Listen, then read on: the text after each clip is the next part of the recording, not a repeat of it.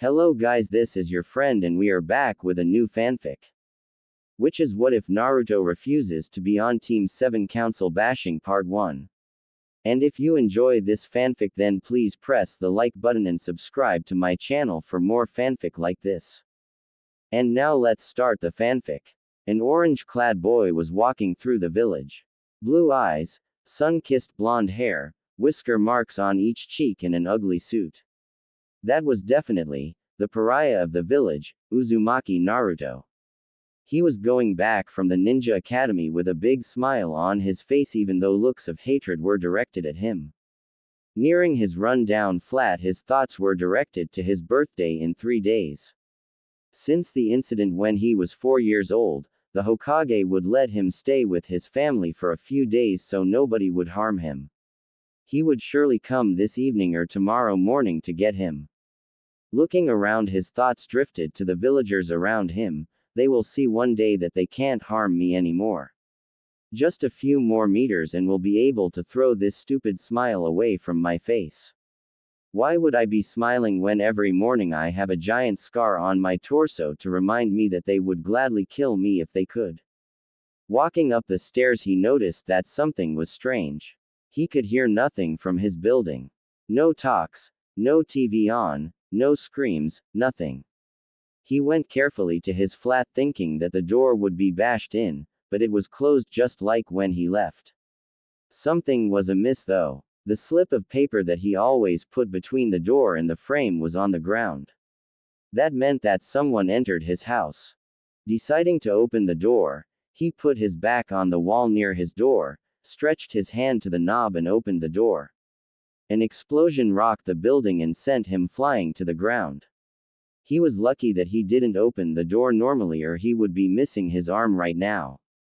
Still dizzy he tried to stand up and then he saw it. A pipe was in his chest. He looked at it and fainted on the spot, blood pooling around him. Unknown location. He woke up in something looking like a sewer. But he was sure it wasn't in Konoha. He has already been here for a brief moment 4 years ago when he had gotten his scar. Last time there was a voice calling to him but before he could get near it, he woke in the hospital. This time wasn't different, a voice was calling to him, but it seemed to be in distress. He decided to take a look. The closer he got the more feminine this voice was getting until he came before a huge golden gate. There was a red-headed woman clutching the bars screaming at him. Naruto. Naruto. Thank goodness you are here. Fast, I will explain everything in a few moments but right now we are in a crisis. You were hurt and are probably dying right now. I can heal you, but I need you to take off the seal that is keeping my powers at bay. It's the talisman on the gate, fast rip it off.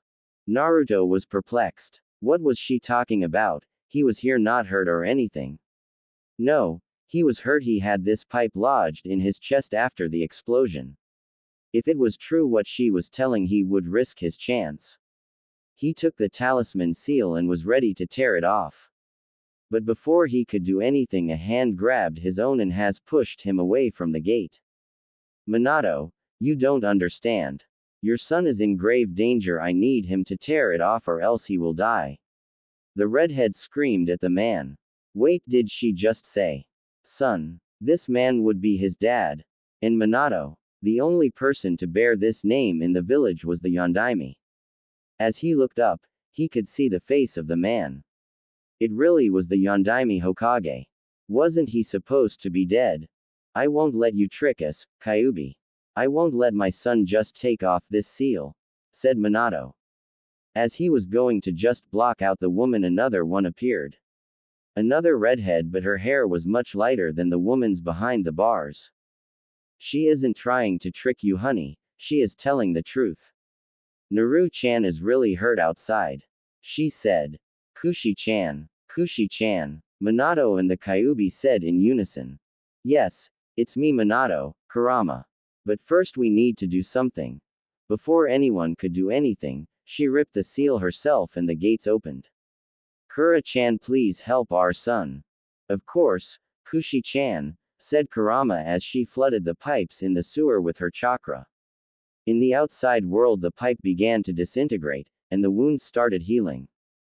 Minato and Naruto tried to say something, wrapping their heads around what has transpired, but before any of them could open their mouths, the now named Kushina spoke. I think you need an explanation. I never told you about my relationship with the Kyuubi because the walls have ears and eyes in this village, and if it got out, we would have been in danger. Now dear, I think we should all introduce ourselves to Naruto here. Let me begin. I'm Kushina Uzumaki and I am your mother. I think you know who I am by now, Minato Namikaze, and I am your father. But you must know me as Yondaime Hokage. This might be strange, but I am the Kyuubi. My name is Kurama. Naruto had enough at that moment. Yondaime is his father, the woman before him is his mother, and the other one is the Kyuubi. He couldn't compute any of his thoughts anymore, so he just fell on his butt and started rocking back and forth. After a few minutes he composed himself and started asking questions. Where are we? What is the Kyuubi doing here? Why she's a woman and not a 50 meters high fox? Are you sure you are my parents? The Sandaime always said that I was just a clan-less orphan. How are you both not dead? We are in your Mindscape, Naru-chan. When you were hurt, your consciousness was sent here. About Kurama-chan, it's going to be a long story, so just sit and let us tell you, and thus the story of his birth began. How a man ripped the Kyuubi out of Kushina and how he forced Kurama to destroy the village. To finish, how they sealed her. With that, Kushina finished, and now we are here. But what do you mean clan-less orphan? We told the Sandaime to hail you a hero of this land because after all you saved this village. Naruto darkly chuckled and started taking of his clothes, revealing the scar that went from the top to bottom of his stomach. It was jagged and not well sutured. You see, I never was the hero you wanted me to be. I'm the pariah, the scum and demon of the village. This was the gift the villagers gave me with a cracked bottle for my 4th birthday. I guess I have to thank the Kyuubi here for healing me when that happened, said Naruto. You don't need to thank me, Naruto-kun. After all, I was the reason they hurt you. By the way, you can call me Kurama, Kura-chan if you want. When she said it, Naruto finally got a closer look at the woman.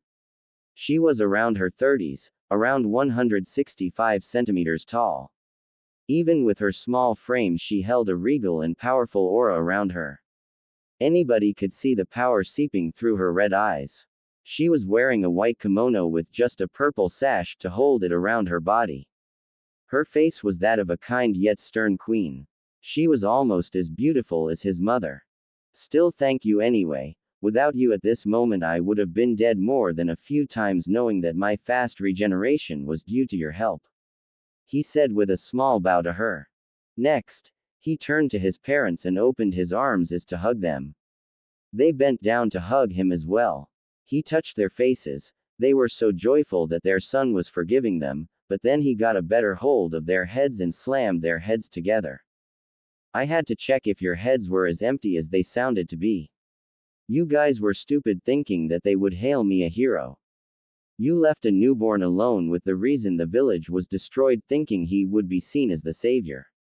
Said Naruto as his parents could only look at him in shame as he has shown them their shortcomings, but as he finished, he came to them and hugged them, this time for real. But I understand why you have done it. You had to do it. That's why I forgive you. Though the villagers are another thing, I won't forgive them, they've done the unspeakable. Now Kura-chan, come here as well. Mom told us that you were almost family, so join us. As all of them were cuddling, Kushina told Naruto to change his mindscape a bit since he was the law in here. He concentrated and the effect was beautiful. The ankle-deep water was transformed into lush green grass, the pipes with his chakra into multiple creeks and rivers. Seeing Kurama, he forced a simple yet cozy house for her since she wasn't locked behind the bars anymore. Thank you, said Kurama as she couldn't comprehend what happened. She was the source of his pain, yet here he was giving her a place to live in this beautiful scenery. But why would you do that? I was the source of your pain all these years and now you give me such a beautiful gift.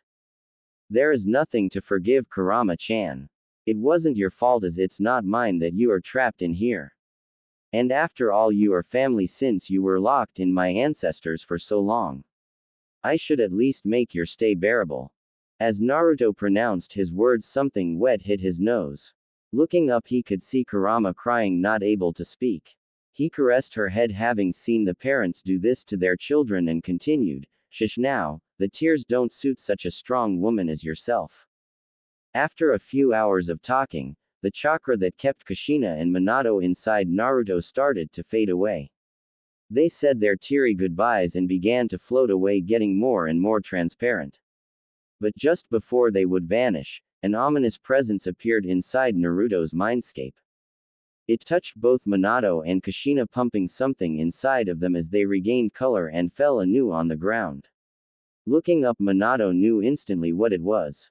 The Shinigami. Deathly pale face with red horns and white hair, he couldn't forget this sight from 8 years ago. All of the occupants in the grassy fields were forced to their knees just from the sheer amount of power it was exuding. Feeling it was enough, the Shinigami rained his power so they could breathe normally and opened its mouth. "Do not fear me, I didn't come here to take any of your souls today, on the contrary. Kami has struck a deal with me that concerns all of you that by proxy you can't refuse or negotiate. Do not ask questions before I'm finished. The deal is simple. Kami, my superior, made me release and let the souls Kushina and Minato stay with their son for a small amount of time." It was strange the Shinigami didn't specify what the deal was, and why would Kami want Naruto to get his parents for a bit? Seeing the questioning looks, the Shinigami lifted his hand to halt their questions and continued his tirade. "The Kami wants your parents to train you, young Naruto. A calamity is coming to this world and you need to stop it. That's why he gave you the best teachers for around 6 months. The second thing is that Minato has the second part of the Kyuubi's chakra inside him, and without it, Naruto wouldn't be able to access the full power that was given him at birth." As he said that, he grabbed Minato and Kurama's hands and transferred the Kyuubi's yang chakra into Kurama once again. Kurama never felt so powerful since she was torn apart 8 years ago. She opened her eyes for others to see that instead of 2 red eyes, now she had 1 red and 1 golden. Naruto needed some explanations though. After all, he wasn't as versed in this world's knowledge as the Shinigami, a few centuries old entity of power, and 2 veteran ninjas. "Sorry to interrupt, but I don't understand. What are you talking about? What 2 parts? Why are they so important that they need to work together?" he asked, and the Shinigami glared at him for a second and answered. "I told you no questions until I am finished, but I will forgive you since I was talking what appeared to be nonsense to your young mind. The 2 parts of chakra that were separated were the yin and the yang. Your father didn't know that when he ripped the Kyuubi's chakra in half. What you had was the yin part. It's the dark part of your chakra, coming from the mind and powering what you call jutsu. The second part is the yang, which was sealed in your father. It's the body's chakra, representing the light in you. Without the both parts, it cannot be mixed in right proportions, giving you a huge handicap. You see, Kurama could heal you only a little since she had barely any yang chakra within herself. That's why she needed to open the seal. But she couldn't heal you just like that. She used the unfiltered corrosive yin chakra to disintegrate the pipe that was lodged near your heart. That's why you need both of these chakras to use it at its full potential." Rewinding a few times what was said, Naruto finally nodded his head, showing that he understood and showing to the Shinigami to keep going. "There is only one but. The power Kurama possessed could feed the dark side of your mind that you tried to hide under your smile all along. It would transform you into a rampaging beast, a berserker that would harm anyone around you, ally or foe. That's why I'll give you a favor and let you battle your dark side." Before Naruto could say anything, the Shinigami put 2 fingers on his forehead and Naruto's eyes flipped and his body tensed up. Unknown place. Naruto found himself on the ground alone in some strange valley. Getting up, he could see himself with a sad smile and the same red eyes Kurama had. "So, the Shinigami sent you here to battle me to gain control over me. So how are you going to do it? Head on? Trying to think on your feet? I am you. I know your thoughts. You won't be able to outsmart me." Dark Naruto said. That made Naruto think, If he really knew his feelings and thoughts, then an open battle or an ambush wouldn't work. But when he started to think, he heard someone crying deep in his head. He concentrated on the voice he heard. It was of a boy, not any boy, it was himself crying in his bed to sleep. He could hear Dark Naruto's thoughts as well. He opened his eyes with a look of pity directed at his dark side. I'm sorry, I've burdened you with all of this and closed you off behind this mask of happiness. I was stupid doing the same thing the villagers did. I dumped all of my hatred and negative emotions on you. I will not battle you. The Shinigami said himself that you need both the yin and the yang. In this case, I am the yang and you are my yin. I accept you. Dark Naruto smiled at this and started to disappear as Naruto said that. The dust that he created went to Naruto's heart and an echo sounded throughout the valley. Thank you.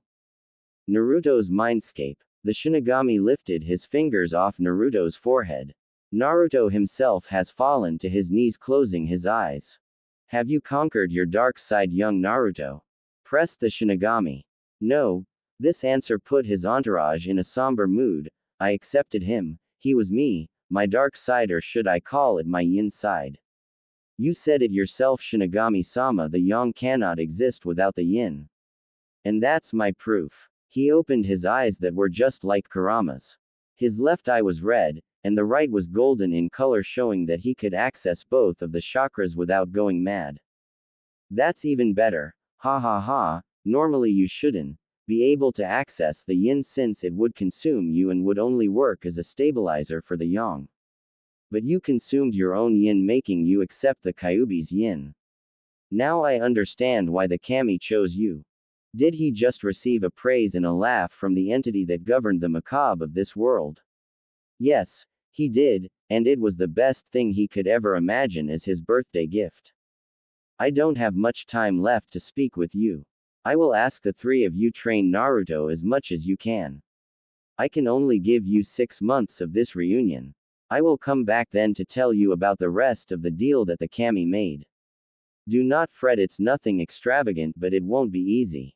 As a parting gift, we'll let you know that the Anbu that were supposed to watch you are dead and replaced with strange people. Beware of the cross. As he said that, the Shinigami disappeared, leaving everyone dumbfounded. Did they really get some time with each other, even if it was only in his mindscape? They could work with it, but they had more important things to do right now. Naruto-kun, you need to exit your mindscape right now. No one came to your help. Even if you are healed outside, you are still unconscious. You can't go back to your apartment since it's in shreds. Fast, you need to find a hideout. We can communicate with your thoughts. Said Minato. Naruto just nodded and concentrated on going out. Once he was out, he looked at himself. His clothes were in tatters and he had a gaping hole where the pipe pierced his flesh. Looking around, he wanted to dash straight to his hideout in the village, but remembered that the Anbu that were watching him were replaced. He thought about it for a second but couldn't find an answer. If he went to the streets, someone would attack him. He wasn't strong enough to go even a kilometer inside of the forest of death without being clawed by a 5 meters bear. And he couldn't risk someone knowing his location. Before he could boil his brain by overthinking, Kushina gave him a solution. Naru-chan, close your eyes. I will transfer you the knowledge about the Shunshin no Jutsu. You said that the Hokage normally would pick you up during your birthday. You could Shunshin inside his office, that way you would gain protection without revealing your hideout. Beware though, even if you know how the jutsu works, you haven't practiced with it yet, so you might hit something on the road. Maybe it won't be bad since you would look even worse when you appear in his office. That was a sound idea. Get protection from his Ji-chan and at the same time get the answers he wanted all of his short life, even if he already knew them. It would at least feel good to not be lied to anymore. He gathered his chakra, did the tiger seal and teleported to the Hokage's office. He hit some walls on the road, but nothing he should mind right now. He found himself just in front of his Ji-chan and some other man. He looked at him and saw a cross-shaped scar on his face. He remembered the last words of the Shinigami, beware of the cross. He opened his mouth and said, Ji-chan, I need help, and he passed out from the hits he took on the road. A few hours later, Naruto woke up on the couch in the Hokage's office. He rubbed the drowsiness from his eyes and have seen the Sandaime hovering over him. "Hey, Ji-chan, everything okay?" he asked, trying to make the old man smile to no avail. "Naruto-kun, thank goodness you are awake. What happened to you? I was so scared when you appeared in my office all battered up." The Hokage was almost shouting, distressed seeing the state in which his surrogate grandchild was. Naruto gained a mature look that was unfit for a child his age. "I will explain everything, but it should be private. You should dismiss your Anbu and maybe look on the ceiling near the door." Hiruzen waved his hand to dismiss his Anbu and directed them to the place Naruto guided him to. It was strange when an Anbu fell from the ceiling when Hiruzen threw a kunai in there. The Anbu in question had a blank mask, and when it was removed there was a seal on his tongue. "Can you tell me how you knew there was someone in the ceiling that even myself didn't detect?" "I will explain everything. Now you should probably sit down for this because it won't be easy to comprehend. So, it all started today when someone put an explosive in my flat and almost blew me up," he said with a calm voice as if he was talking about the weather. "Someone did what?" the Sandaime asked. "Before I continue, do you want to tell me something?" Naruto asked, looking longingly at the photo of the Yondaime. Catching up to what was going on, Hiruzen did a few hand seals to cast a silencing seal on the room. "I understand that I cannot lie to you anymore, Naruto-kun. I will be blunt." Hiruzen recounted the story of Naruto's life in shame. When he finished, he was ready to get screamed at or for Naruto to blow up, but he didn't. Naruto lifted himself from his seat, went to his grandfatherly figure and hugged him. "Don't worry, Ji-chan, I forgave you already. You protected me already well enough during my birthdays. Even if sometimes I got harmed, you shielded me from the worst." He went back to his seat and continued looking at Hiruzen with a smile. "Though just for your information, have you lied to me once again, I would probably start my plan EE. That's for emergency escape. I knew that one day I could be forced out of here, so I prepared myself. Now it's time for you to learn something since there are some holes in what you told me." Thus, Naruto told the old man about Kurama, showing him his eyes. About how he met with his parents and the Shinigami himself. "And that's how I felt the man up there with the negative emotion sensing given to me by Kura-chan. That's why I need to ask you for a 6 months training period out of the academy. Anyway, I wouldn't learn much from there since anyone, but Iruka-sensei wants to sabotage me. If you don't believe me, ask for my assignments." Without thinking much, Hiruzen answered, "Granted. I will arrange everything needed and see through your grades and papers. Anything else that you would need, Naruto-kun?" It was a no-brainer for the old Sarutobi. If what Naruto said about his parents' ability to transfer jutsu knowledge to the boy was true, then in a few months and with the right regimen they would have another powerhouse youth like Itachi. "Yeah, could I sleep at your house since my has blown up?" Naruto asked with his usual looser behavior while scratching the back of his head. "Oh, and Tu-chan wanted to make a deal with you. He wants me to be supervised only if in name, because it would be strange if I would improve drastically without a teacher. As payment he would tell you how to defeat this," Naruto said, showing the tower of papers on the desk. "Yes, you can. I will find someone after your birthday. Now tell me, what's the secret?" screamed Hiruzen, almost lifting Naruto by his clothes. "I don't know what that means, but he told me to show you this," Naruto said with a sense of panic and made a cross seal. Hiruzen only sat down looking at it. First he showed a smile, then he started laughing and then crying and laughing again and crying again. This sequence repeated for at least 5 minutes until Hiruzen crossed his fingers and shouted, "Kage Bunshin no Jutsu." Many copies of himself popped up and started doing his work. He stood up and took Naruto's hand and turned his face to the boy. "Now Naruto-kun, let's go to my house. Try using Shunshin on both of us. Don't worry, I will guide us out of the harm's way. That way you will understand how to turn properly with the Shunshin." As they arrived at the house, Naruto was spent for the day and asked if he could go to sleep right away. As the sleep has taken him, Hiruzen watched him from the door with a somber expression, such a young child with such a huge burden. He will be 8 in 3 days and he already has a plan if the village wanted him gone. Time skip 7 days. The worst time has passed for Naruto with Hiruzen and his family. Since his wardrobe was destroyed, he asked for some clothes as his birthday gift. Now he was wearing black shinobi pants with black ninja boots. On the top he had a black long-sleeved shirt with a turtleneck that served as a mask if needed, with an orange Uzumaki swirl on his right arm. Imagine Kakashi's shirt without his Jonin vest. He didn't waste his time since he had only 6 months to master what his parents knew, or at least a part of it. His dad said he wouldn't be learning the Hiraishin. It wasn't a technique in his mind anymore. It was a weapon of mass destruction. He was scarred by the nightmares when he remembered what he did with it. He wanted the jutsu to disappear with himself. That's why he never made a scroll to learn it. Anyway, when they have seen what this new chakra of the Kyuubi could do, they knew he wouldn't need it. The yin chakra was corrosive, and if he coated a body part with it, he would burn and dissolve the thing he touched. The problem was that it burned him as well. To a lesser degree, but still the burn would be dangerous. On the other side, the yang chakra strengthened him many times as well as healed him. He could still remember what happened when he coated his fist with the golden flame and punched a tree for the first time. A perfect indentation of his fist was left in the wood. A feat that even some chunin couldn't do.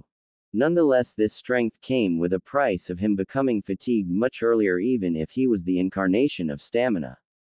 That's why his tenants forced on him a monstrous regimen that would prepare him for future battles. His father transferred his hummingbird style into Naruto. A style that relied on speed and fast killing of the opponent. No mercy was given to the enemy, just a fast death. Anyway, Naruto didn't need a heavy-hitting style since he could use the yang chakra to outpower the opponent, or the yin chakra to slowly eat through his opponent if he couldn't get a fast finishing blow. Literally. His mother gave him her sword style, the hidden dragon style. It was then that Naruto understood the profession he was forced to take would lead him into a world of violence and bloodshed. It did something that Naruto wasn't sure was possible. With the use of chakra, it could transform anything into a blade. From his hand to a simple twig. Anything could become a sword in his hands. Kurama couldn't impart him much since her fighting style was that of a 50 meters tall beast. In short, not suitable for a human. She only gave him the knowledge about her chakra and how to use it effectively. In short, Naruto had a lot to practice since even if he knew the styles in his mind, his body wasn't ready for them. They required muscles that everyday life didn't solicit.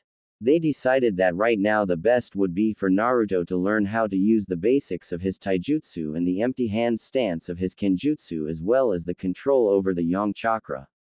Right now, it was almost midnight and Naruto was coming back to his house that he repaired with some shadow clones that he hanged to look as simple carpenters. Looking around, he saw a woman on the ground holding her side that was bleeding profusely and 3 men over her. The snake bitch is at last where she is supposed to be, on the ground. Now before you die, we will have some fun, one of them said with a sneer. The woman on the floor didn't want to die like this, humiliated and soiled. Someone please save me, she cried in her mind since she was too proud to show it. Naru-chan, please help her. These men want to do unspeakable things to her, pleaded Kushina. No, answered Naruto, I know what they want to do to her. I already helped her once, and do you know what happened when I went in to save her?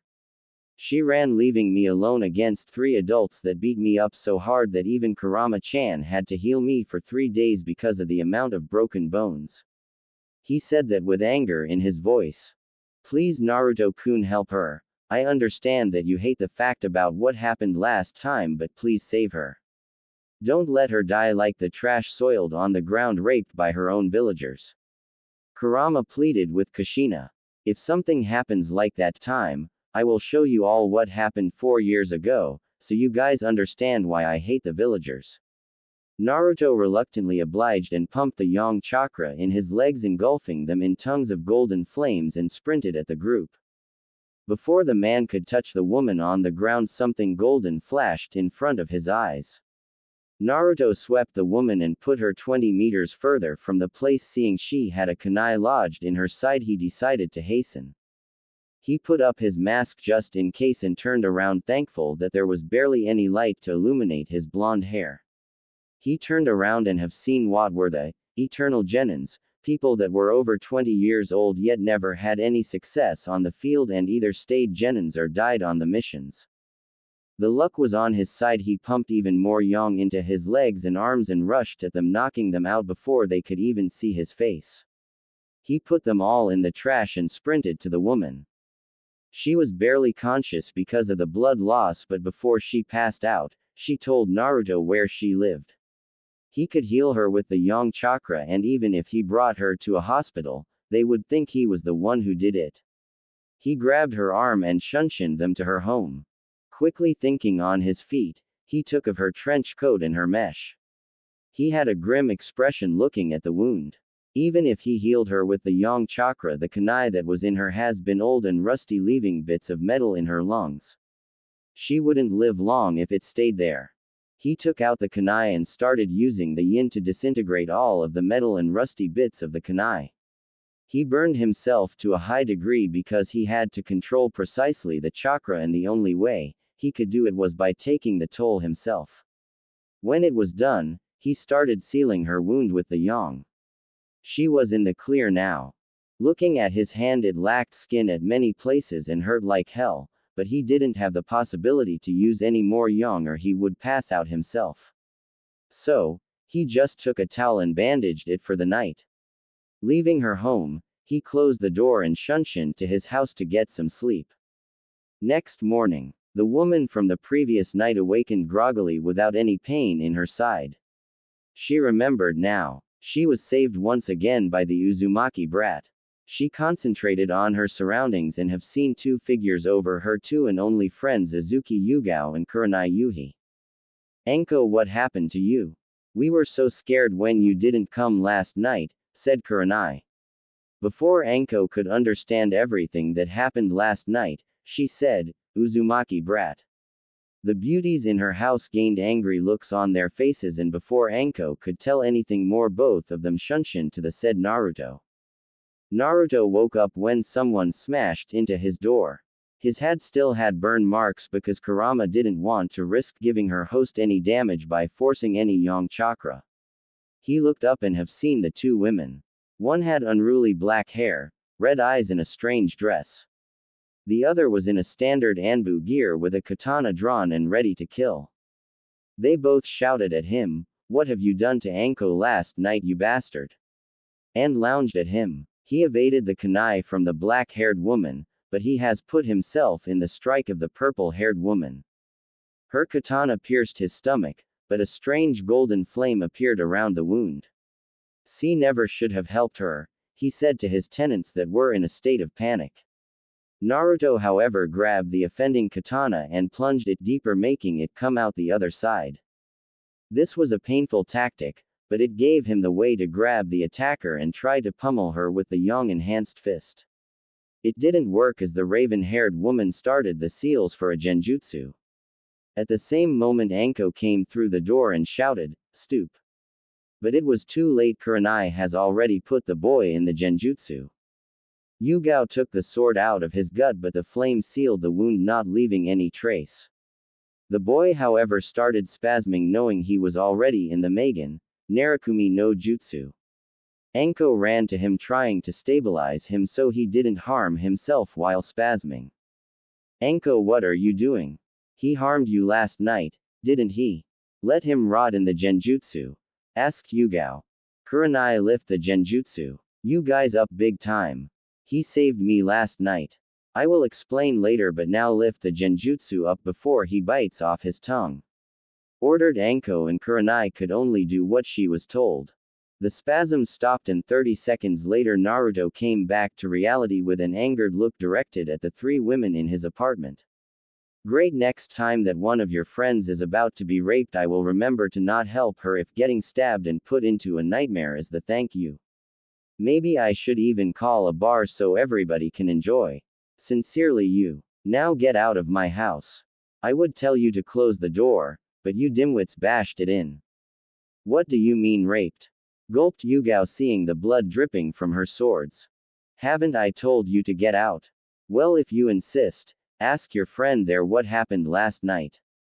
And maybe the night 2 years ago. He said, disgusted by the three women. He could feel shame in them, but he didn't care. I was drunk again last night and these three eternal genins ambushed me. They stabbed me in the side and were going to rape me. Just before they could, though, Naruto here rushed in and saved me, again. I guess he brought me home and healed me even though I don't know how. Said Anko, angry at her friends who held their heads down looking at their feet with Yugo trying to hide the blade behind her. What do you mean again, Anko-chan?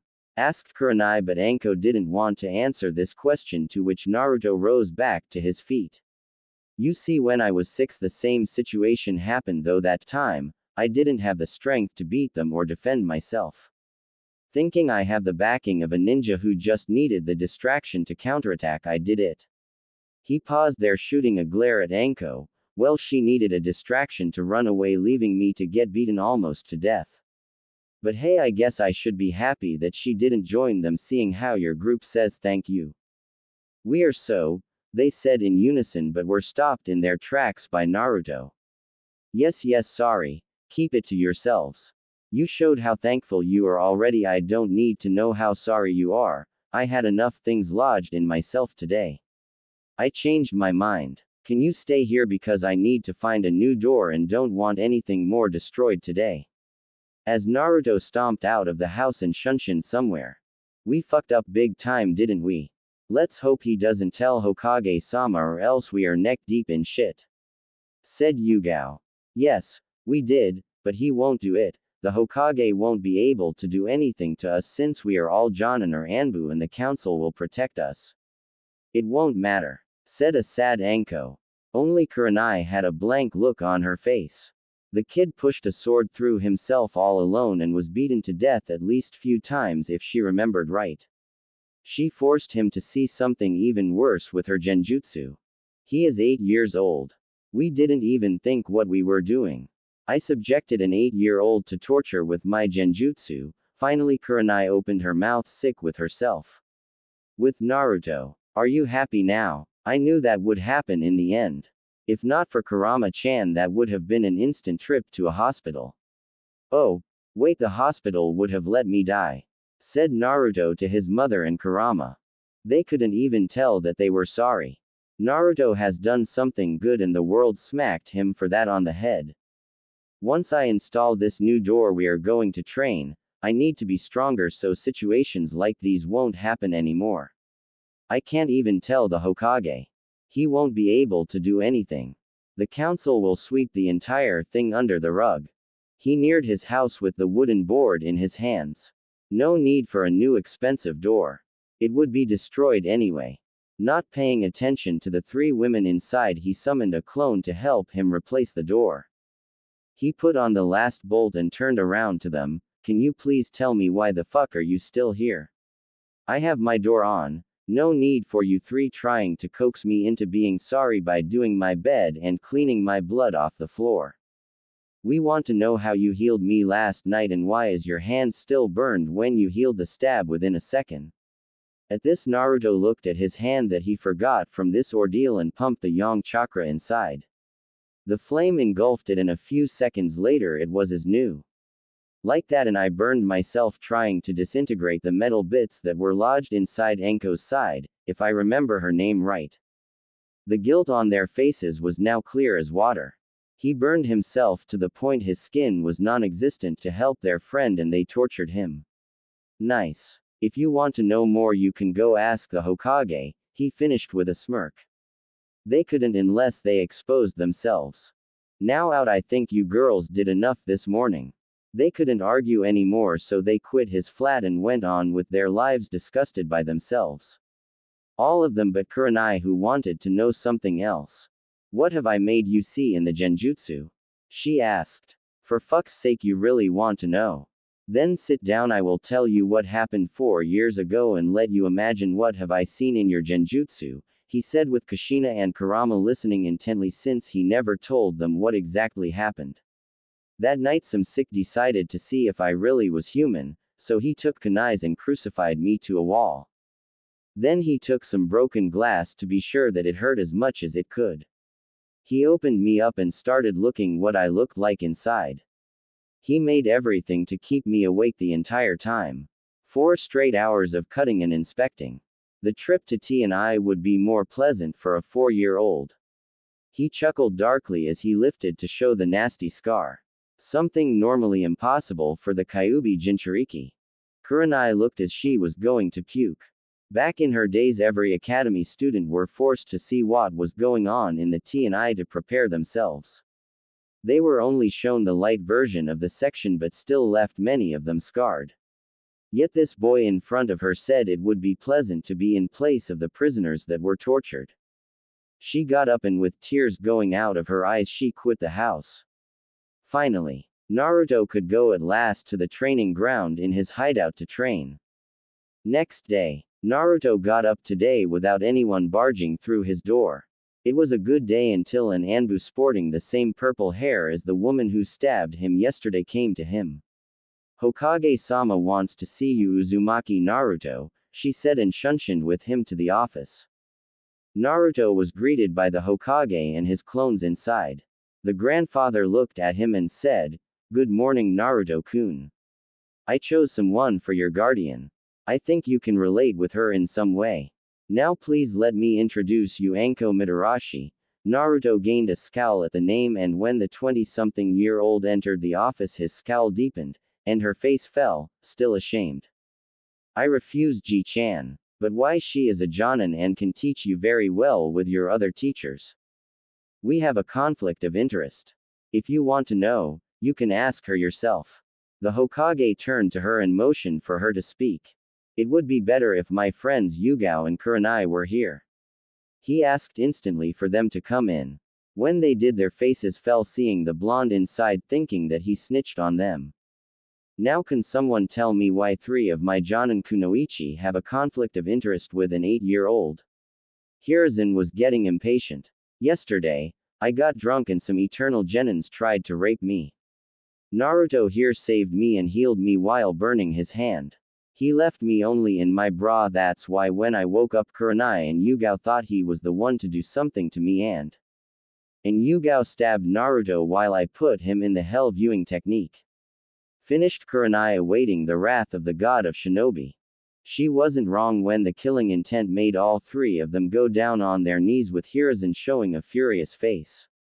"You 3 imbeciles, you are at least old enough to know that a prepubescent boy isn't interested in women.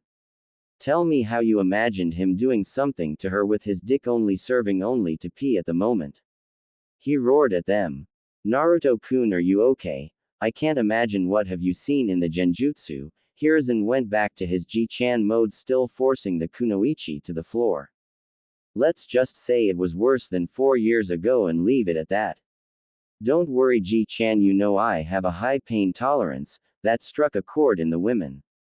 They have seen it yesterday when he pushed himself on the sword. "I'm sorry, Naruto-kun, but you know I can't punish them. The council wouldn't allow it. But I have an idea."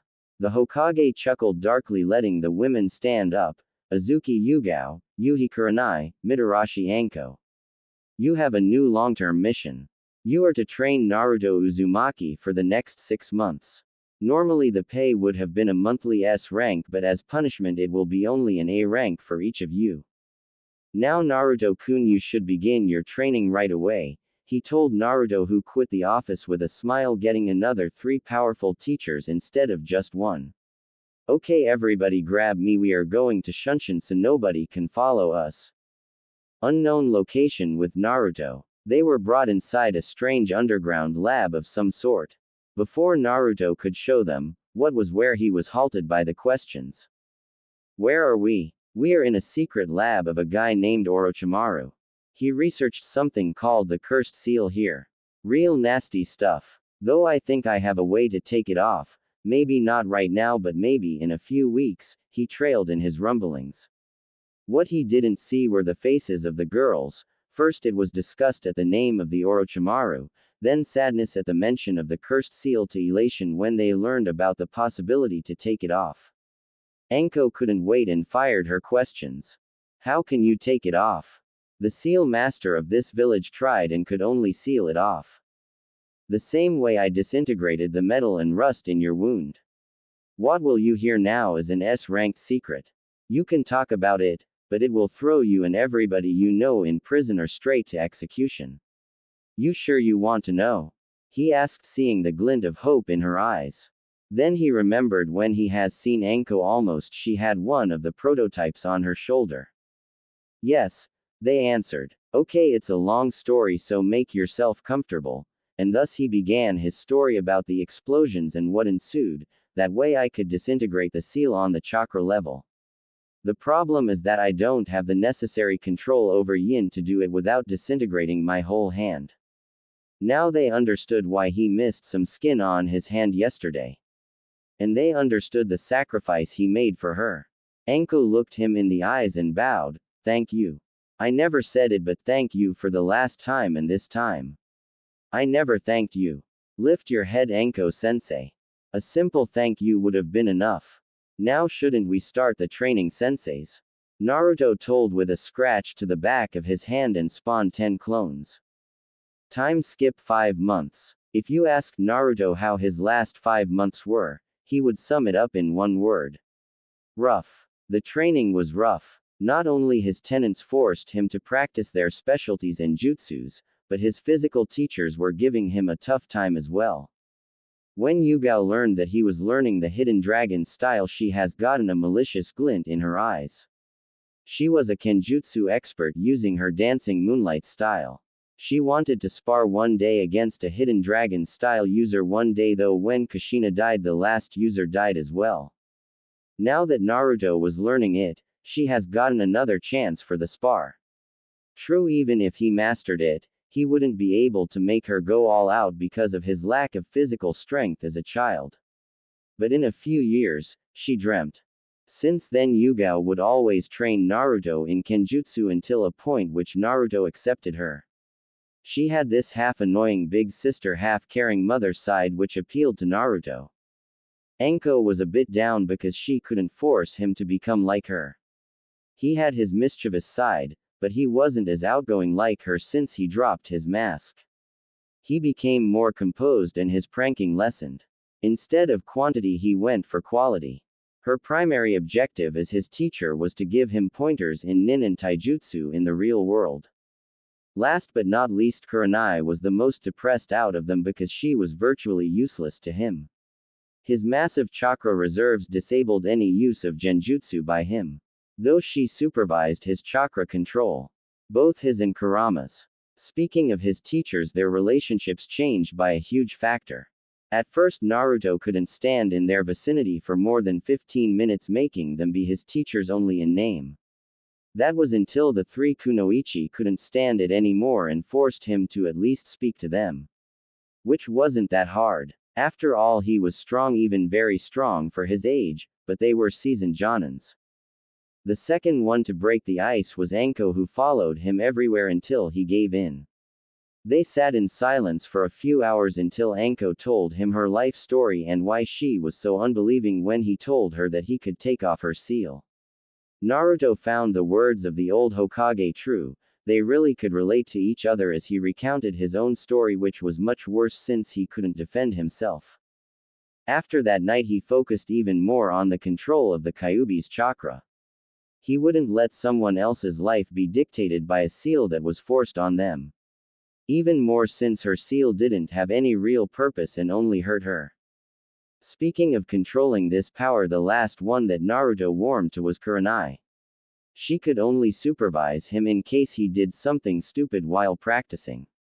She was beginning to feel more thankful to the kid when she saw what training he did to liberate her close friend from clutches of an evil mastermind. He began to learn how to use seals. He was far from being a seal master or even considered good by Konoha standards. He did simple seals on paper and then tried to erase them without even touching the paper with the yin chakra. The problem was that such a precision aggravated the toll on his own burns. This was even worse because the damage would have dispelled his clones. So, every evening he finished with a hand that lacked skin all over it. To a point where he once went too far, the pain was unbearable, and the yin started seeping through his wounds, making them worse. This time Kurenai has put her craft into a better use. She put Naruto into a genjutsu that soothed him right away, making him regain unconsciously reins over his powers. Flashback. Naruto woke up with a feeling of something wet hitting his face. Groggily opening his eyes, he has seen the face of Kurenai. A crying Kurenai. Did he do something that made her cry? Seeing his eyes opening, Kurenai hugged the boy with a smile. On the contrary, Naruto wasn't very fond of the action. He didn't like being touched by strangers. Yes, he did hug Kurama or his parents, but his life taught him that contact with strangers meant pain. He struggled to get out of the embrace. Kurenai responded by frowning and keeping the boy even stronger in her arms. Unconsciously she knew why he tried to run away, but her instincts told her to keep him. When he finally eased in the embrace, Kurenai spoke. "Why are you trying so hard? You hurt yourself so much to help Anko.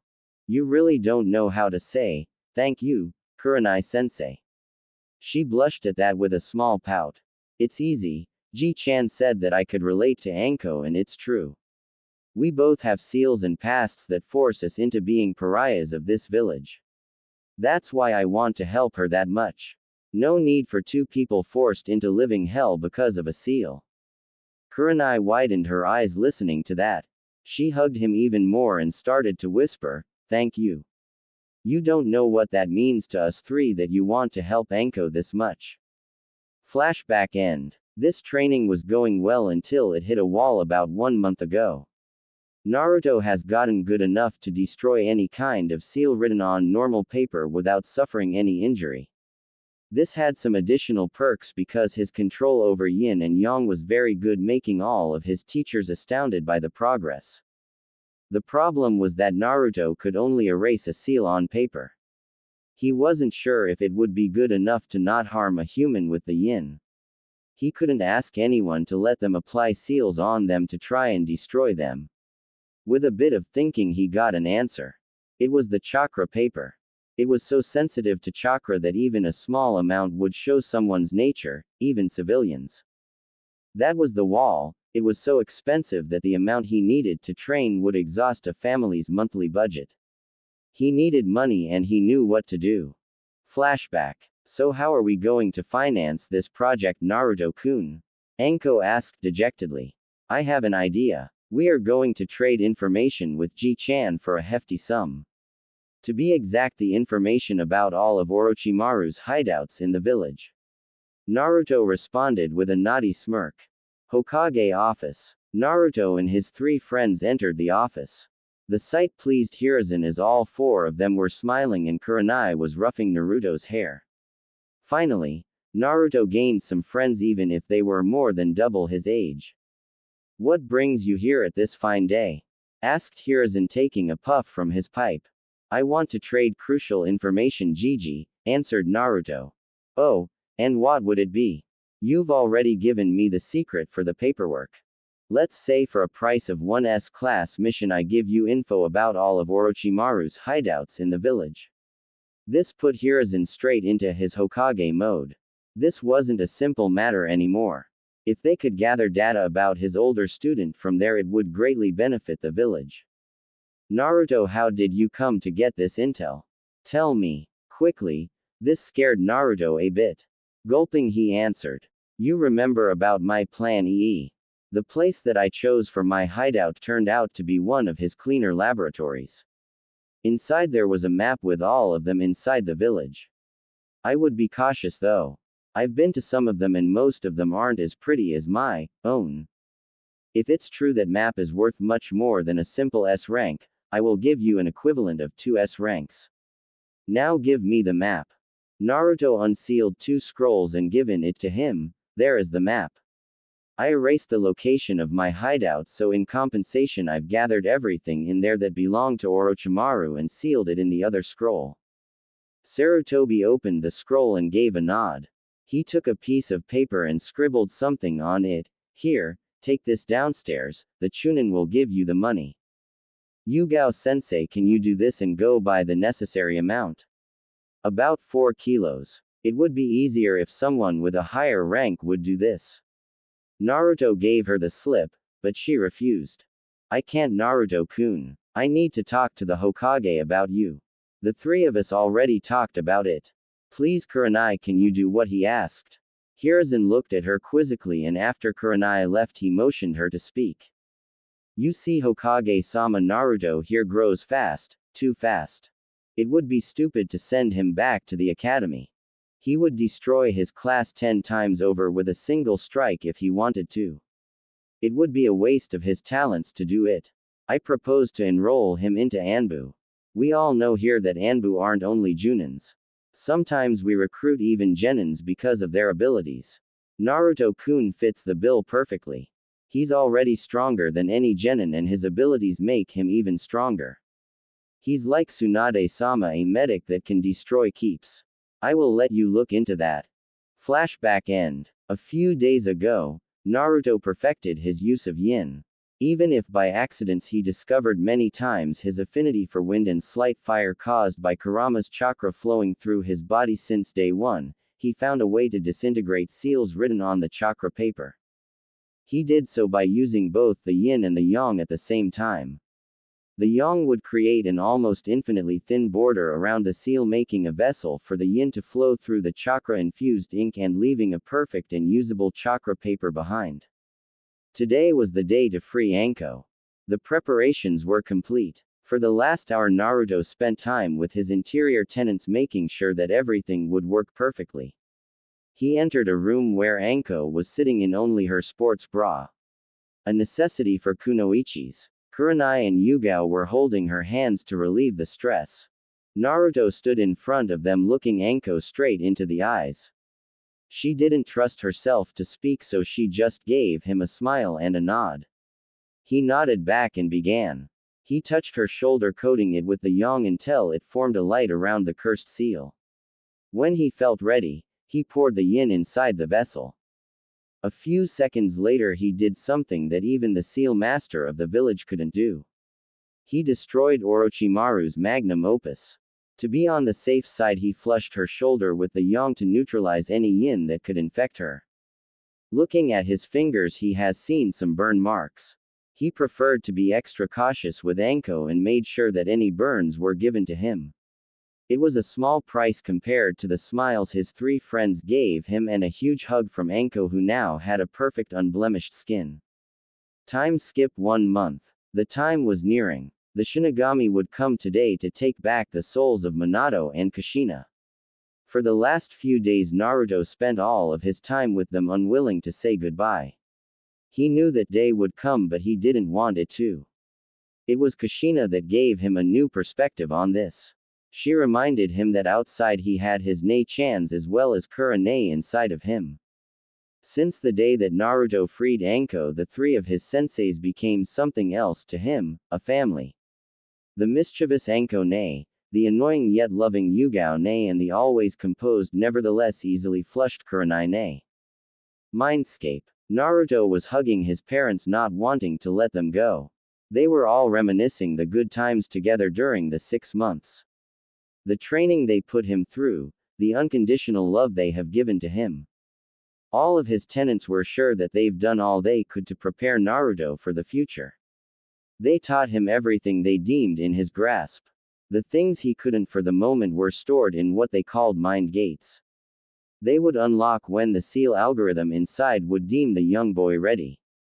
He could rival now an early Chunin in strength, but he had invented a few techniques that could multiply his strength tenfold. One of them was what he called the Biju cannon. He found out about it when he learned how to shoot a small amount of yin or yang from his fingers, but anything more would throw him back because of Newton's third law. He counteracted it by shooting the chakra in 2 opposite directions.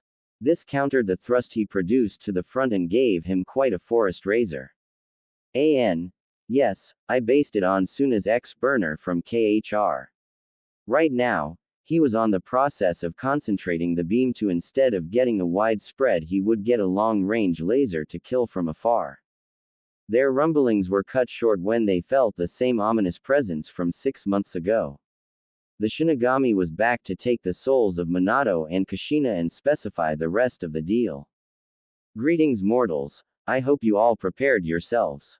Your time has come. Before I take you, I must commend the training you have given to the young Naruto. Don't worry, you will be taken to heaven instead of my stomach as a thank you from Kami himself. Now to the last part of the deal I've told you about. I need you to take the lives of 2 men who caused so much chaos in this world. The first one is Orochimaru the Snake Sannin, and the second one is someone who calls himself Uchiha Madara, yet he's a simple imposter. You've all met him once already. The hint is a spiral orange mask. When he said the last line, the room dropped a few degrees, and everyone was furious. That was the man that destroyed their family and lives. At least it was a good incentive for Naruto to train even harder from now on. Say your last goodbyes now since you won't be seeing each other in a long time. Naruto hugged his parents, forcing his tears to never come out. He would make them proud and wanted them to remember him as a strong, growing and cheerful boy. He wasn't going himself to spoil this memory by his tears. Hideout. Naruto came back to himself in the real world. He looked around and started crying for the first time since a long time. Soon his sisters came to soothe him until he cried himself to sleep with his head on Kurenai's lap. Sometimes you forget he's just a child.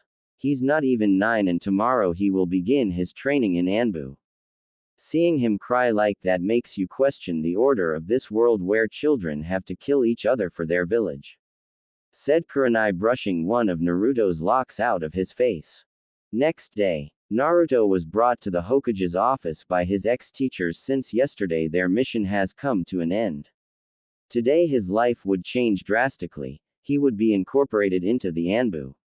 He shouldn't even be a genin at his age yet the Anbu was going to welcome him. Like you've said, I pondered about the Anbu route for Naruto, and after you've told me about his exploits it would be dangerous to make him go back to the academy. Kurenai, Anko, from this day you regain your duties to the village. Yugao, or should I say Neko, you take Naruto to the Anbu HQ. They know everything and his compulsory training will start in 2 days. Dismissed. Yugao took back her mask and put it over her face. She grabbed Naruto's shoulder and Shunshin to the Anbu HQ. Kurenai and Anko took the more traditional way out of the building. That is through the door. It's going to be much less lively without him, said Anko with a sigh, going to her house until the next mission. Meanwhile at the academy, Iruka had enough. It was Monday, he had a hangover and his students were always the liveliest on Mondays. This was going to be a long day. He scanned over this class, still asking himself if the clan heads had an orgy or something. Most of the clan heirs were in this class. What are the chances for this to happen in a single year? This had to be planned. Suddenly a hand rose. This wouldn't be strange, but the person who raised the hand. It was the shyest and meekest to be kunoichi he knew, Hinata Hyuga. It had to be urgent if the girl dared to ask something in front of class. Yes. What is it, Hinata? He asked tentatively. Sensei, do you know what happened to Naruto-kun? The idiot surely dropped out. Someone shouted from the back, making all of the class laugh. Actually no, Akima. He was taken into an apprenticeship by a jonin. This was at least what he was told by the Hokage. The laughter ceased and no one dared to say anything more until a screeching voice shouted. Ha, the idiot had to be taken into apprenticeship or else he would kill himself. The voice appeared to be coming from a pink-haired girl, Sakura Haruno. She was in this class only because her mother forced it. The laughs began anew, safe from a few people. The first one was Sasuke Uchiha. He was too cool to laugh and had a better things to do, like having a stare-off with his arch-nemesis, the wall. The second one was Hinata. The last was a platinum blonde girl, Umanka Ino. She never spoke to the other blonde, but she always thought he was funny in some way. After everybody calmed down, Aruka pursued with the normal art class. It was useless, but at least the brats shut up. Time skip 6 months. Naruto just turned 9 today. He had a huge birthday gift presented to him by the Anbu commander. His own mask and the Anbu tattoo on his right shoulder, meaning he finally completed the Anbu training and would become a true ninja. Yugao came to the commander office with Naruto in tow for the inauguration, as she was the referent for the soon-to-become Anbu.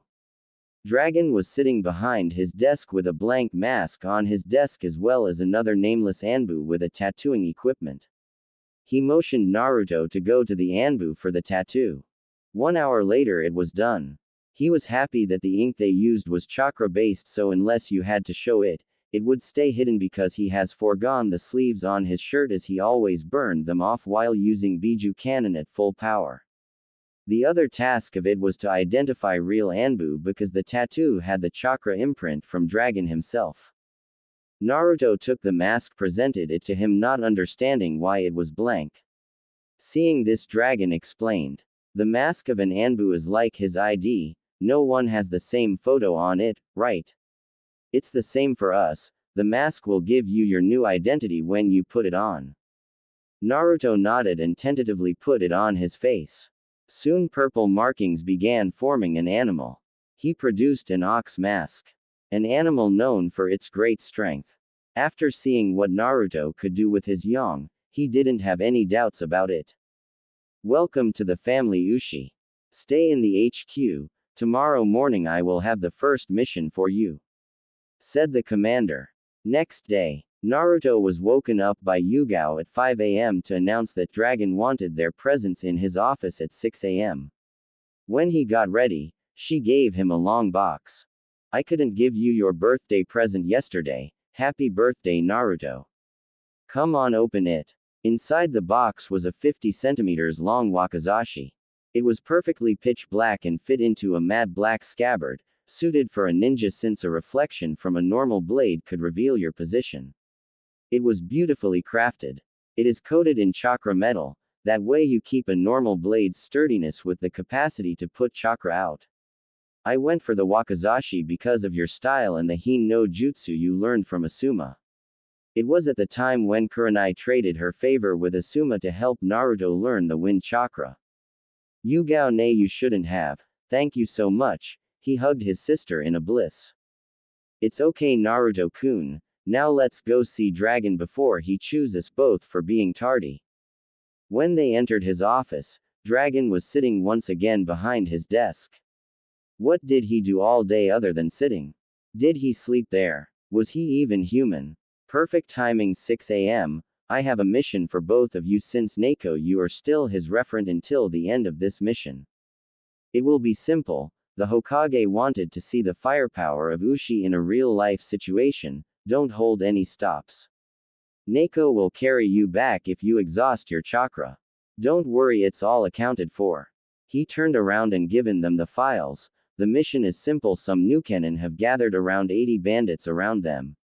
You are to infiltrate the camp. If there are prisoners, escort them out and then raise the camp to the ground. Dismissed. As fast as they could, Naruto and Yugao ran to the place around 100 kilometers away. They spotted a good place to oversee the camp and check for prisoners from afar. Thankfully or not, there were none in this camp, only bandits and Nukenins inside. This was good, they could launch an ambush attack at full power from the start. A few hours later they had a plan. Yugao was here to only serve as an emergency backup in case something went wrong. They waited until the bandits would be the most tired from the day, and the hour has come. Naruto made clones to secure a perimeter in case someone escaped. He recited the Anbu teachings. They aren't humans, only targets to kill for the good of the village. He signed to Yugao, who signed back to him. He gave her his hands and she gripped them with all of her strength. She spun him around and threw him in the air in the direction of the camp. She herself went farther away, knowing the plan. When the bandits have seen a golden light in the sky, and someone scream Yang meteor, it was already too late. Naruto concentrated yang in his legs and used the principle of the Biju cannon to propulse himself to the ground at an immense speed. A few clones have done the same, unleashing a hellish blast of energy, evaporating anything in the radius of 10 meters around and throwing back everything else. The clones popped at the impact themselves as the blast was too much for them. The real Naruto, stealing his nerves, used his new Biju cannon variation. He pumped yin into his hands and thrust them outwards as to a normal one and screamed Biju tornado. It started with the streams of yin shooting 50 meters at each side. When this was ready, he put his arms at an angle, making the thrust spin him around. Yugao herself was astounded. She hit the stop at her timer when the light from the yin bubbly and red chakra died down, letting her see a perfect circle where nothing but Naruto existed. 30 seconds was the time he needed to destroy the camp. She wasn't sure if she would even be able to beat his time. It was the right call to put him to Anbu. Maybe he wasn't strong enough to fare against single strong ninja, but his role as a castle destroyer was fulfilled even better than she thought. In her amazement, she hasn't seen Naruto falling to the ground because of chakra and mental exhaustion. The Anbu were prepared for anything on the missions because they were 90% of the time veterans. Naruto was integrated into Anbu before he even became a genin the normal way. This had to be over 80 kills for his first one. It had to take a toll on him. She rapidly took him on her back, whispering, "You did good, Naruto." She sprinted straight to the HQ to give her report to Dragon while Naruto was still asleep on her back. "Neko, you are faster than I predicted. Did something wrong happen on the mission?" "No, sir. Everything went perfectly and Ushi did like you told him. He lifted all of the stops, that's why he's still asleep." "Good, now give me the report." We went to the destined location and positioned ourselves on a hill near the camp. Ushi used his negative emotion sensing to determine that there were no prisoners. We waited for the night to make the ambush. All it took was around 30 seconds for the camp to cease existing. Nothing was left. I took a photo to prove the carnage that was made. She took a photo from her pouch and given it to him. It showed a perfect circle of ground. The grass was annihilated as well as a few meters of the soil. That's almost alarming. That would put him on par with our rank demolishers, at least at this occasion. I already have the report from the drill instructors about his strength, but I want your honest opinion about him. Ushi is the typical case of the Anbu that we take for their special powers and bloodlines at an early age. His personal skills are at most mid-chunin, which is above good for a child his age, but most of the Anbius would destroy him. His skills wouldn't save him since most of them require charging for a small amount of time. In the future he should concentrate about his normal ninja skills. Understood. Good job, your payments will be in your accounts by tomorrow. Take Ushi to the Yamanaka as well, he's going to need a third unbiased party to talk to. Dismissed. The accounts that Anbu used were different. They had their own bank that passed their funds through some other Anbu-made banks that accepted anyone. This way their identities remained well hidden. Yugao took Naruto to the nursing dormitories for him to sleep. She took off his boots, mask and armor. Watching him she smiled. Since they started training him, he went from a normal child to someone with a body made for combat. Nothing too bulky, just defined muscles started to show on his arms. She was happy for her little brother. She gave him a kiss on the forehead and skipped her way to her boyfriend. Next day, Naruto was out of the nurse station when the medics discharged him after checking for his chakra exhaustion. The sight of Yugao without her mask greeted him out of the room. She could feel he was a bit gloomier than most of the time. "Hello Naruto-kun. Dragon has given us some orders. We are going to the T&I department for you to talk to someone." "Hi Yugao-ne, if I have to then let's go." He took her hand, an action he hasn't done in ages, and they strolled together to the building while talking about everything and nothing. When they arrived, they didn't go to the torture section, but what was written on the door was, Anbu Psych. It was a place for the Anbu to get their mental health in check. They were professionals, but they still remained humans. Sometimes they needed to see someone to talk to. This was the place. It had only the department's heads such as Yamanaka Inoichi and Ibiki Morino. He may have been a sadist, but this made him particularly knowledgeable in how to help the victims as well. Naruto was destined to meet the Yamanka.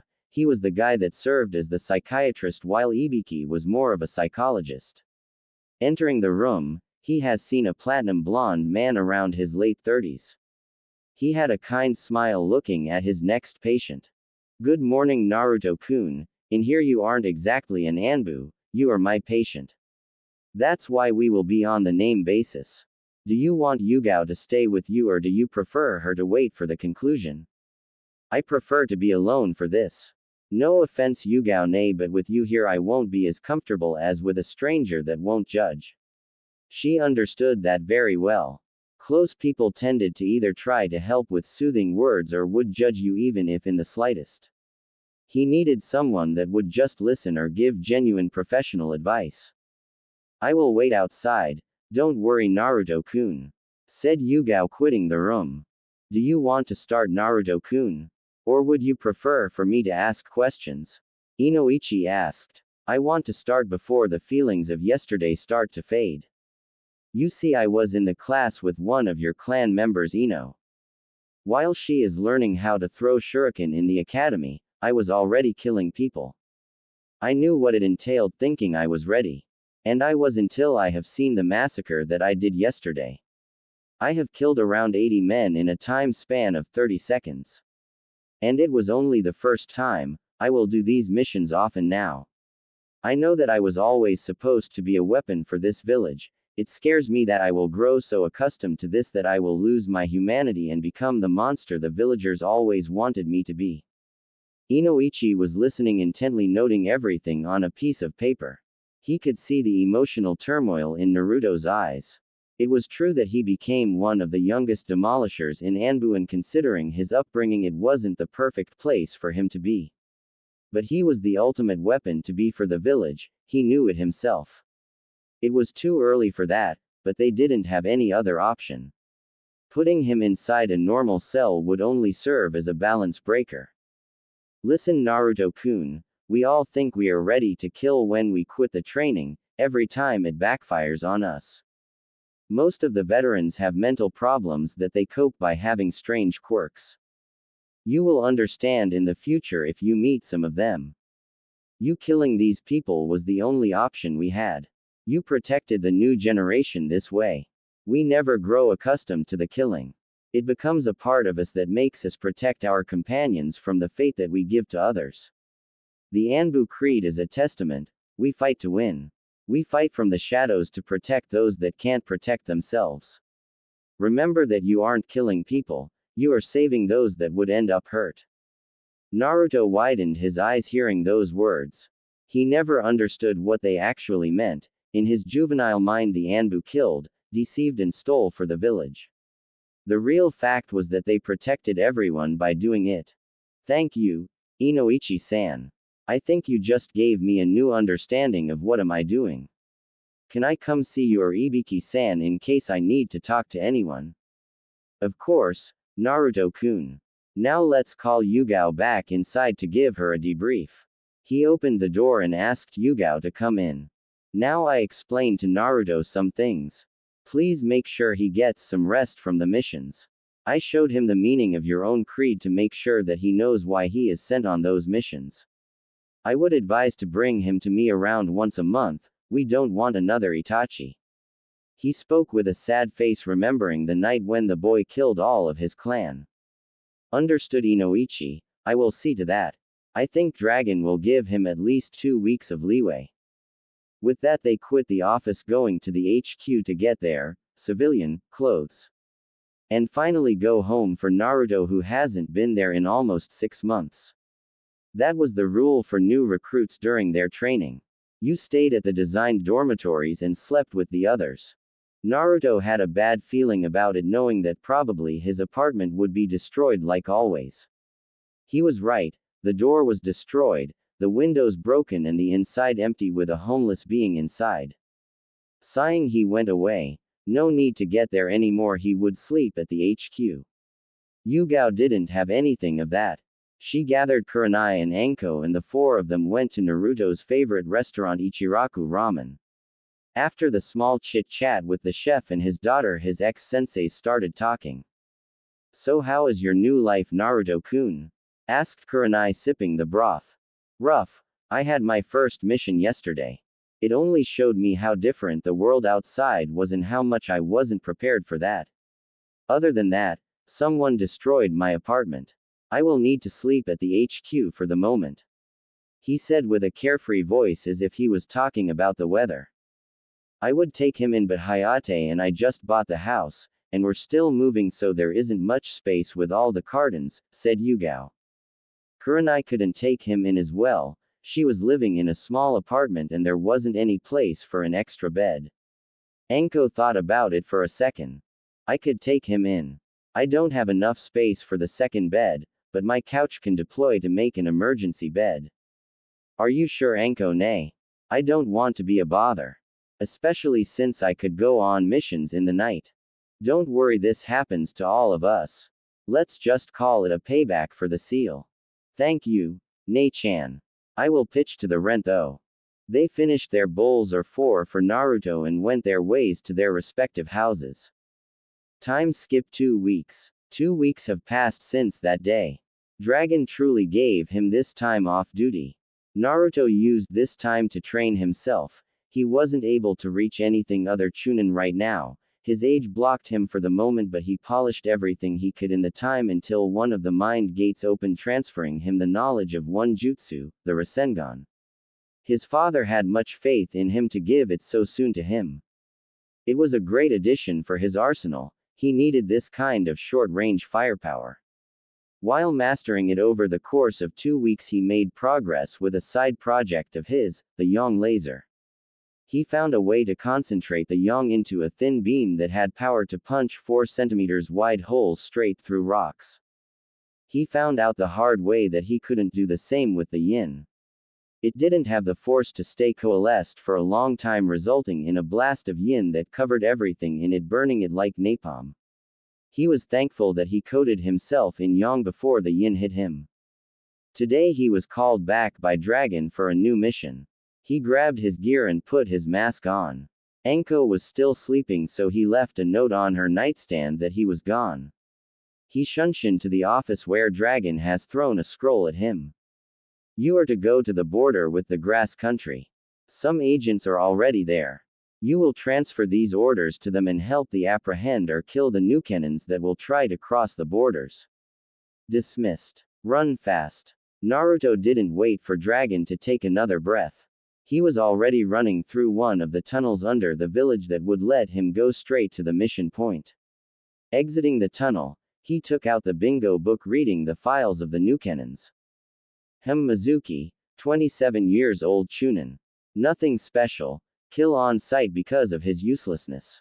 Next, Amai Dokumi, another Chunin who felt he wasn't appreciated enough, still nothing special. Some eternal genins. Oh, they are the 3 bastards that tried to rape Anko. Nay, now is my chance for revenge. Anko will get them straight into her hands. He ran for the next few hours until he spotted one of the Anbu. "Ushi, you are finally here. What are the orders?" "Ha, everything is written in this scroll." Tora Taiko.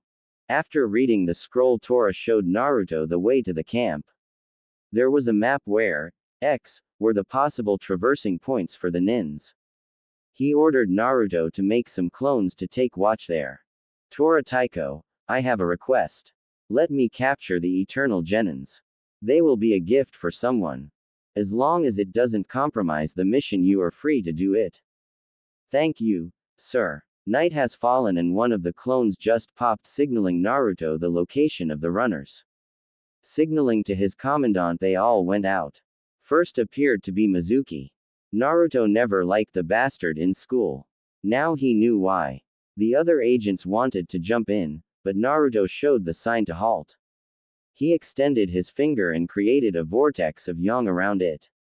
The principle was easy. The science defined that there was chakra in the air around them and it was considered a fluid.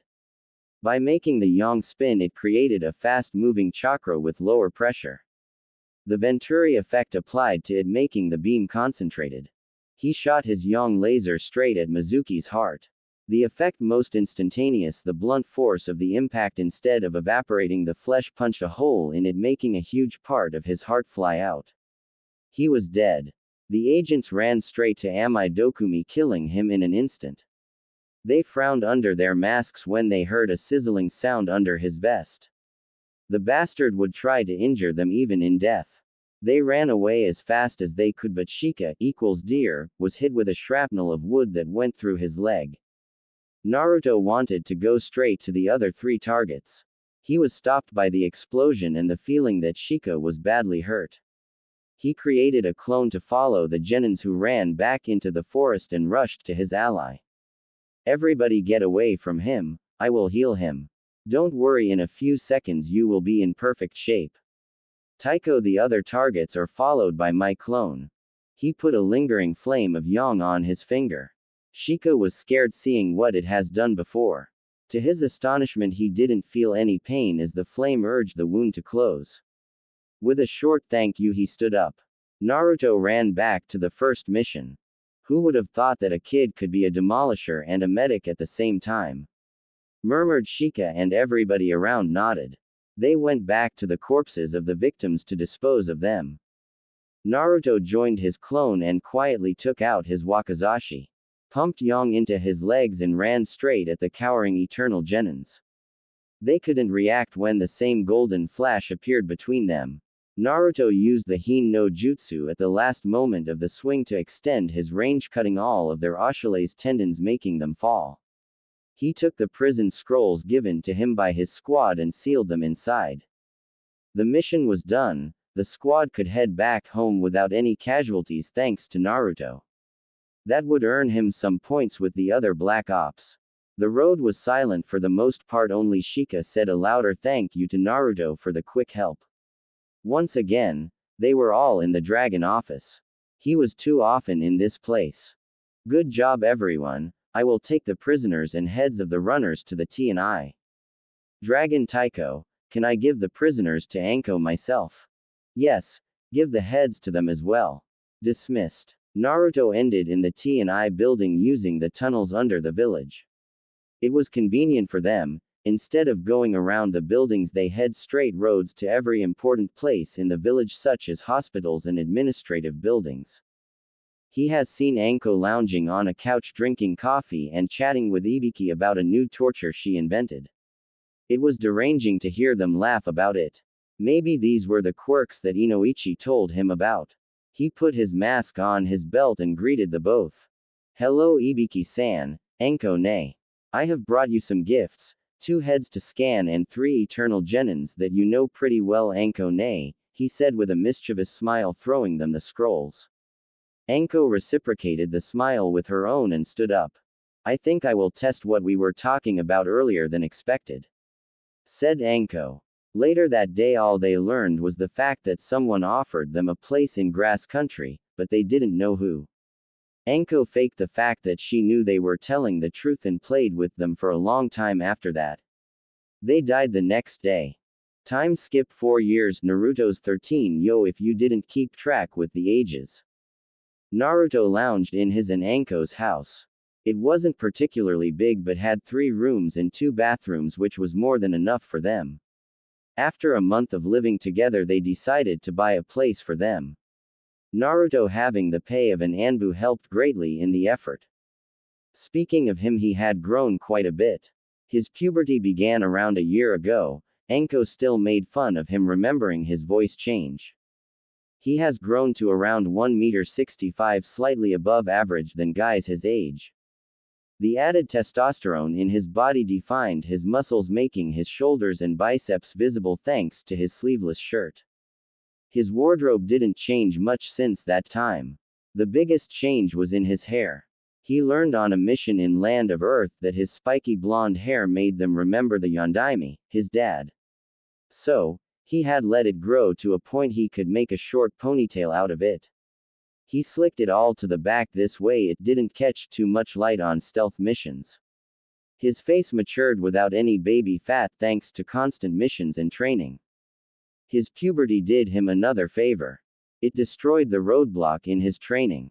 His body started to adapt to the skills he needed to learn, opening new mind gates containing advanced moves of his Tai and Kenjutsu as well as some jutsus, making him able to rival early Junins if he pushed it. He should be around the same level or a bit stronger than Itachi at his age. He could say his life was good at the moment. He didn't have much social life apart from Anko, Kurenai and Yugao. He was quite protective of all of them, showing it when he scared Asuma using his cubified eyes if he did something to make Kurenai cry. The same happened to Hayate. His career in Anbu evolved when he did the toughest demolition mission in all of his time. It was a way to help the now appointed 5th Mizukage, Mei Terumi, to liberate her people. He did it by destroying 3 keeps that were just before evacuated of prisoners. It was his first mission as the captain. Flashback. He looked at his men and women. They were Neko, Inu and Tenzo, or Yugao, Kakashi and Yamato, who didn't even have a real name. He looked on the plans of the keep. It was the last one that housed a big amount of the anti-bloodline faction as well as many prisoners. We are going to wait for the night. I will make you a door to evacuate the prisoners when you are ready. Go as far away as you can. I want to test a new skill I invented. And wait for the night they did. As soon as Hei entered the hold, they sensed something was amiss. The prisoners were all asleep and no guard was there. They unlocked the cells and started to take out the people inside. As they wanted to exit, they found themselves blocked.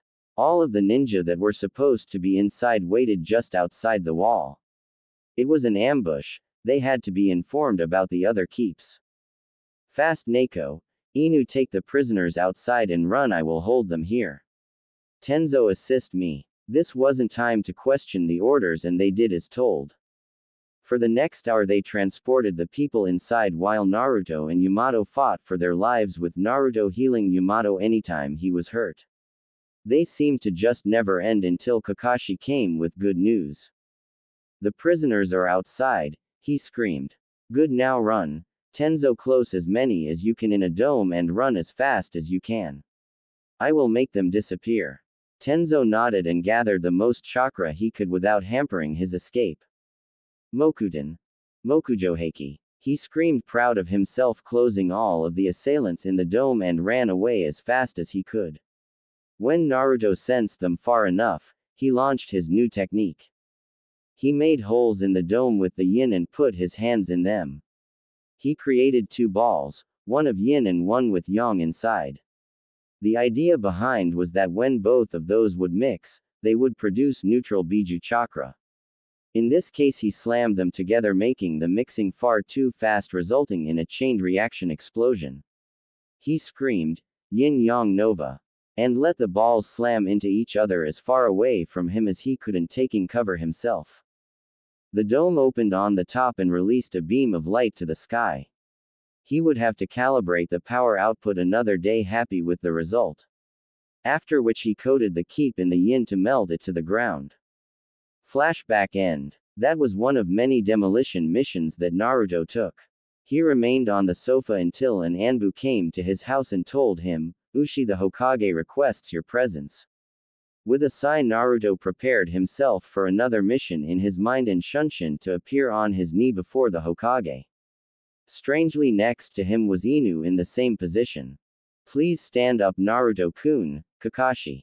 Take off your masks as well, you won't be needing them for the next mission, said the Hokage. Please stand up, Naruto-kun, Kakashi. Take off your masks as well, you won't be needing them for the next mission, said the Hokage. They did as told and took off their masks. Hiruzen couldn't believe how his grandchild in all but blood has grown both in size and as a ninja. He could still remember the small kid running around the village. As we all know here, a certain Uchiha Sasuke turned really bad since his brother killed his family. Inoichi and I are sure he shouldn't be let into the ninja program, but the council tries to push him through.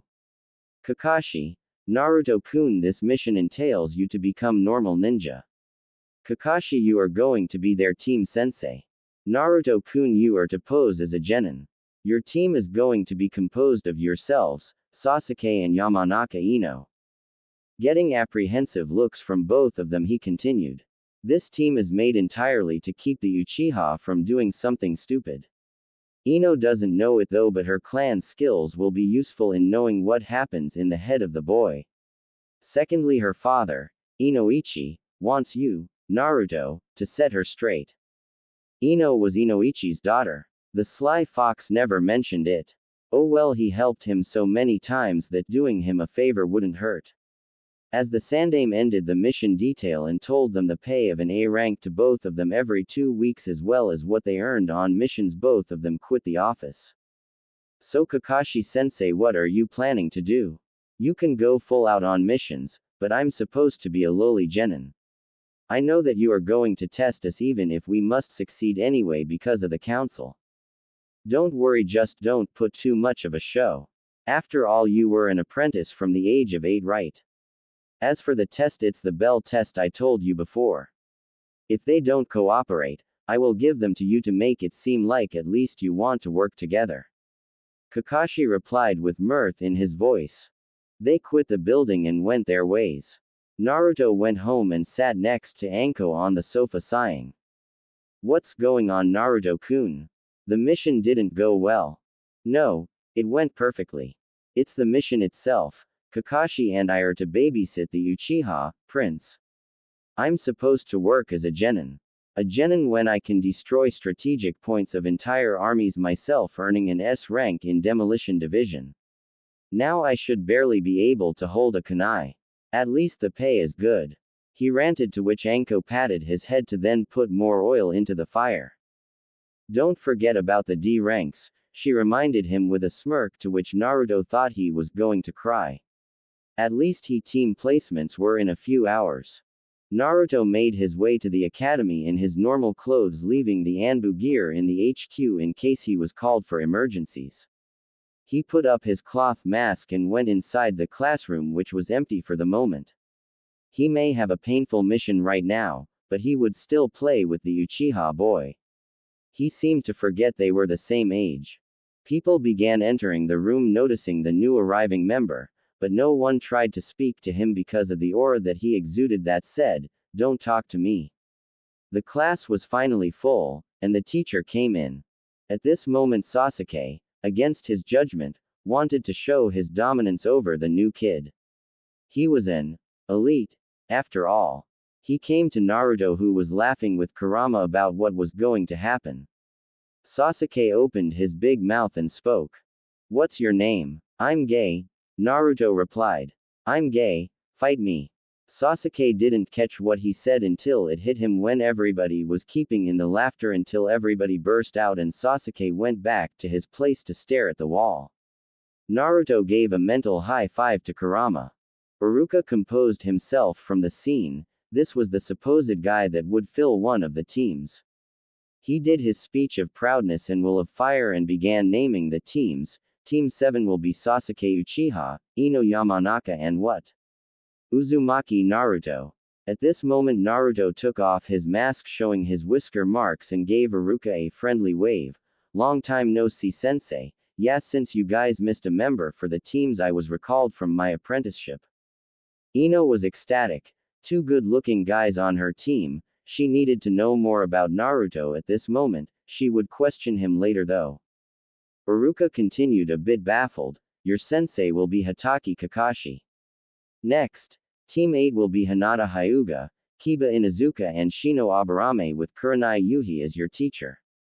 Team 9 still exists. Team 10 will be Shikamaru Nara, Choji Akamichi and Sakura Haruno with Asuma Sarutobi as your sensei. That will be all. They will be here to get you in around 15 minutes. The teams sat down together trying to chat, but everyone was too nervous thinking about their future. Soon the teachers started coming in. Kurenai and Asuma came in together with Kurenai having a glow around her. Naruto waved at them. "Hey Kurenai ne Asuma sensei. Naruto-kun. Naruto," they said in unison. They both knew why he was here. "We would love to talk more to you, but we have our teams to meet. See you later," told Kurenai, giving him a goodbye wave. Before she could leave, Ino asked Naruto how he knew them. Kurenai wanted to see what Naruto would tell about her. Kurenai ne was my sensei before I was forced to be in the team. He answered. Sasuke wanted to put Naruto down for his earlier stunt and said, I bet she's as weak as you are, out loud. Asuma wanted to put the kid down but Naruto beat him to it. He strolled down the aisle until he was in front of Sasuke and then bitch slapped him across the face. That's your first education lesson. Do not speak down to your superiors. He calmly said and went to Kurenai and Asuma to apologize about his teammate. When they left, he went back to his seat.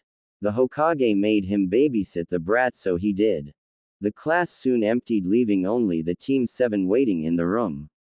Sasuke still had the hand imprint on his face and seethed because he couldn't do anything about it because there were two Jonins to incriminate him. Ino started losing her calm in this atmosphere and went to Naruto to get some info about him. So, Naruto, what have you been doing out of the academy? He couldn't say the truth but could offer some insight to not appear rude to the girl, she was Inoichi's daughter after all. I trained under Kurenai ne and two of her friends sometime. I became a shinobi a bit before you and I've been on some missions.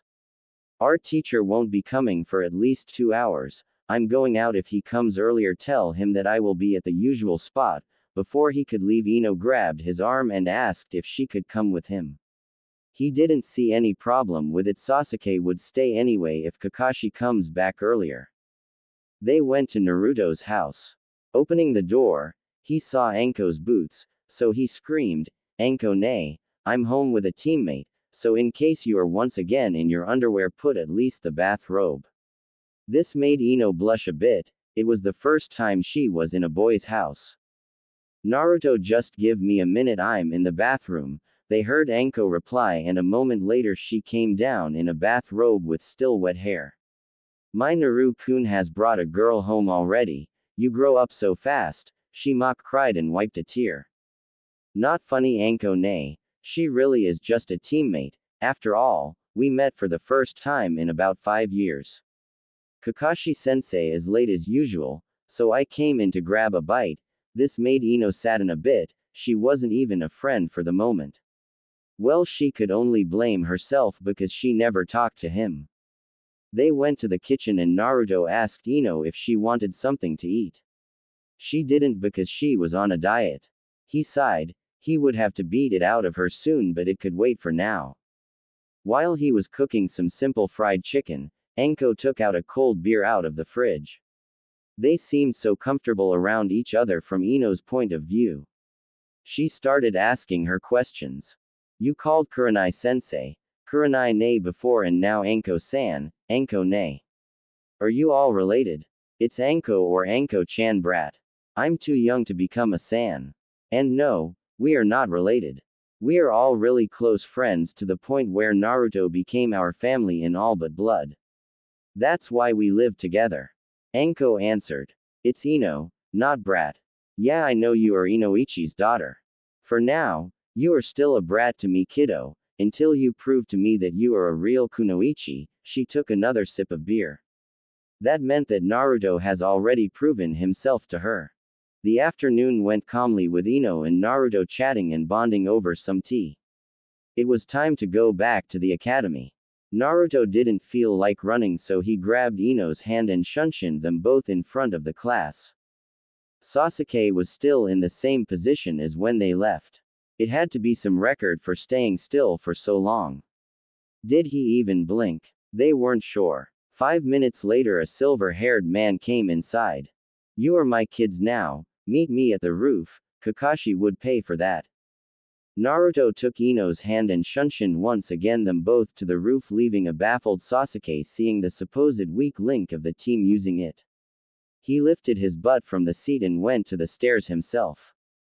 When he arrived, his team was casually chatting waiting for his arrival. He positioned himself on the stairs and assumed his preferred position. Now my cute little genin, why don't you introduce yourselves? Kakashi said with a visible mirth at the word genin, to which Naruto gained a tick mark on his forehead. You first, Mr. Stay Still. My name is Sasuke Uchiha, I don't have many likes and have a lot of dislikes. I have an ambition to kill someone and restore my clan. He was really good at keeping still. He said it all without his body moving a millimeter. You forgot to tell that you are gay, as you so proudly said this morning, Naruto said with a snicker. He didn't have to antagonize him that much, but the Hokage forced him into this mission and he was going to take all possibilities to have fun. Now you blondie, Kakashi continued. Which one? Naruto and Ino asked. The platinum one. Ehime. My name is Ino Yamanaka. I like my family, fashion, gardening, and I think Naruto here would be a good friend. I dislike Sakura and perverts. My dream is to make my father proud of me. She said, smiling at Naruto. He gave her a good first impression. The sunny one for the last. My name is Uzumaki Naruto. I like training, ramen, my ne-chan's, ramen, one of my teammates, ramen. I dislike perverts, people that don't strive to better themselves, people who don't understand fuinjutsu, and one late dog. He said the last part with the same mirth that Kakashi used for the word genins before. Oh, is my Naru-kun warming up to girl his age finally? Kurama teased her host internally, to which Naruto just growled mentally. Why don't you introduce yourself, sensei? Naruto said. Ino was starting to feel some tension between her teacher and the fellow blonde. Even if she didn't understand why. I will try. I'm Hatake Kakashi. I have a few dislikes and you are too young to learn about my likes and dreams. They didn't learn anything. Or at least Sasuke and Ino didn't, since Naruto worked with him many times. That's all for today. Meet me at 7 a.m. at Training Ground 7. I advise you to not eat before or you are going to puke, Kakashi said in Shunshin somewhere. Waking up so early isn't good for my skin, though not eating shouldn't be a problem since I never do it in the morning for my diet, said Ino to her teammates. Naruto couldn't listen to it anymore. The girl would kill herself if she continued like that. Ino, we need to have a serious talk about what you just said. Come with me, I will show you what I mean. No isn't a possible answer. Ino was puzzled at the change of her blonde brethren, but she followed him anyway.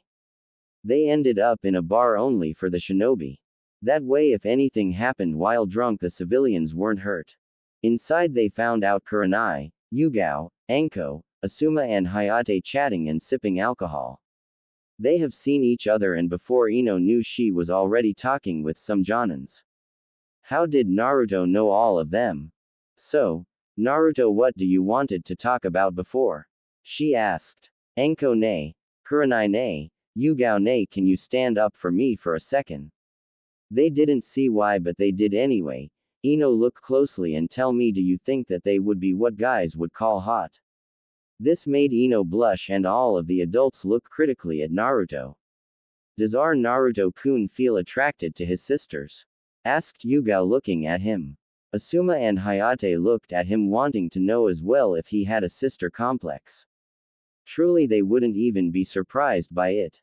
No, the only attraction I feel to the three of you is the gravity every body with mass produces. He shot her down, making everyone else chuckle. Now Ino, answer my question. You are kidding, right? They are gorgeous, I want to look like them. Ne-chan's, how much do you eat daily? At least 7,000 calories, 10,000 if on a mission day. Around 9,000. Around 9,000 as well. Ino eyes widened listening at these numbers. These were the numbers a bodybuilder wouldn't even eat, yet these three sexy looking ladies ate that. You see, Ino, our chakra production and training make us burn calories at a very high rate. A civilian would become obese with our type of diets. Your diet is the contrary to our own. You eat so few calories that your puberty will be stunted, and instead of growing like my ne-chan's, you will become flat as a board, or if you drop your intake, you will simply die.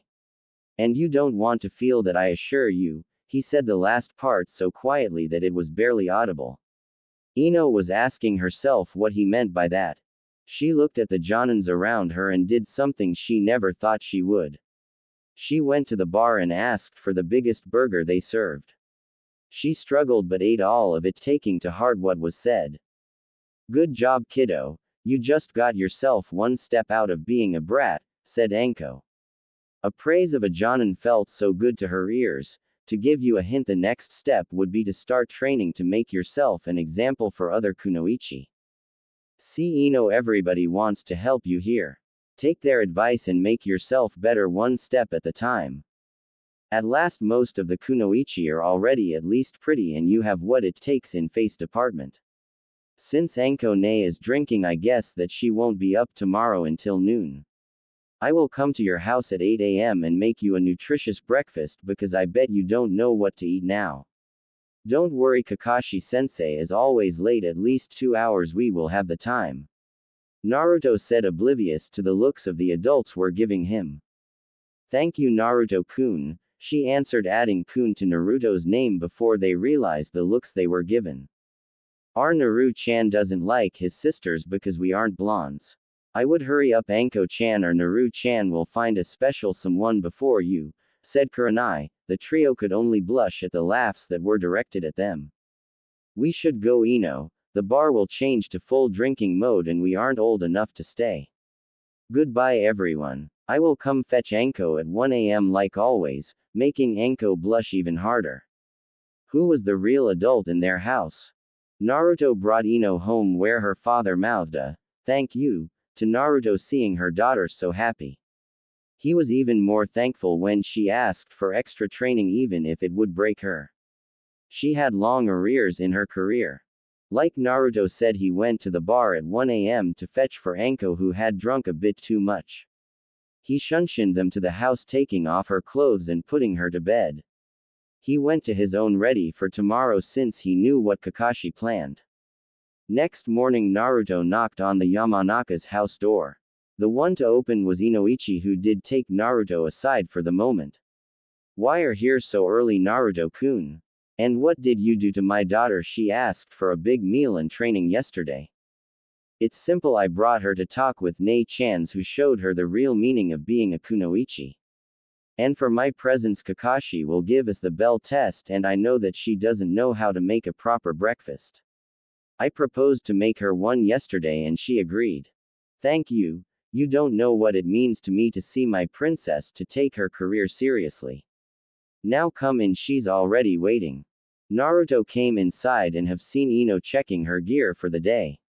She didn't wear any makeup and Naruto had to say that she was much prettier without it. He went to the kitchen after saying hello to Ino. 15 minutes later, she was served eggs and bacon. When she finished, he took out a cake full of slow carbs yet equally as delicious as a normal one. I will make you a breakfast every day now until you learn what to eat to have plenty of energy. I will tell you if you will have to come to my house or I will come to yours. Don't worry about it. Inoichi was looking from behind a corner at the scene. He couldn't be happier for the moment seeing Naruto do the favor he asked and more.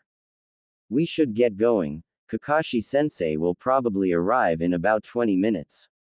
Remember, we will probably need to work as a team. If Sasuke disagrees, just work with me. He told her, having a feeling that he forgot about something. When they arrived at the training ground, he remembered what he forgot. Sasuke was sitting under a tree, his face a bit green and bags under his eyes. That was it, he forgot to tell him about the meeting real time and to eat. Doesn't matter anyway. He chatted with Ino about what she could do to improve. He didn't care why she wanted to do it if she did. Kakashi finally graced them with their presence, seeing that Naruto and Ino were lively and not hungry at all.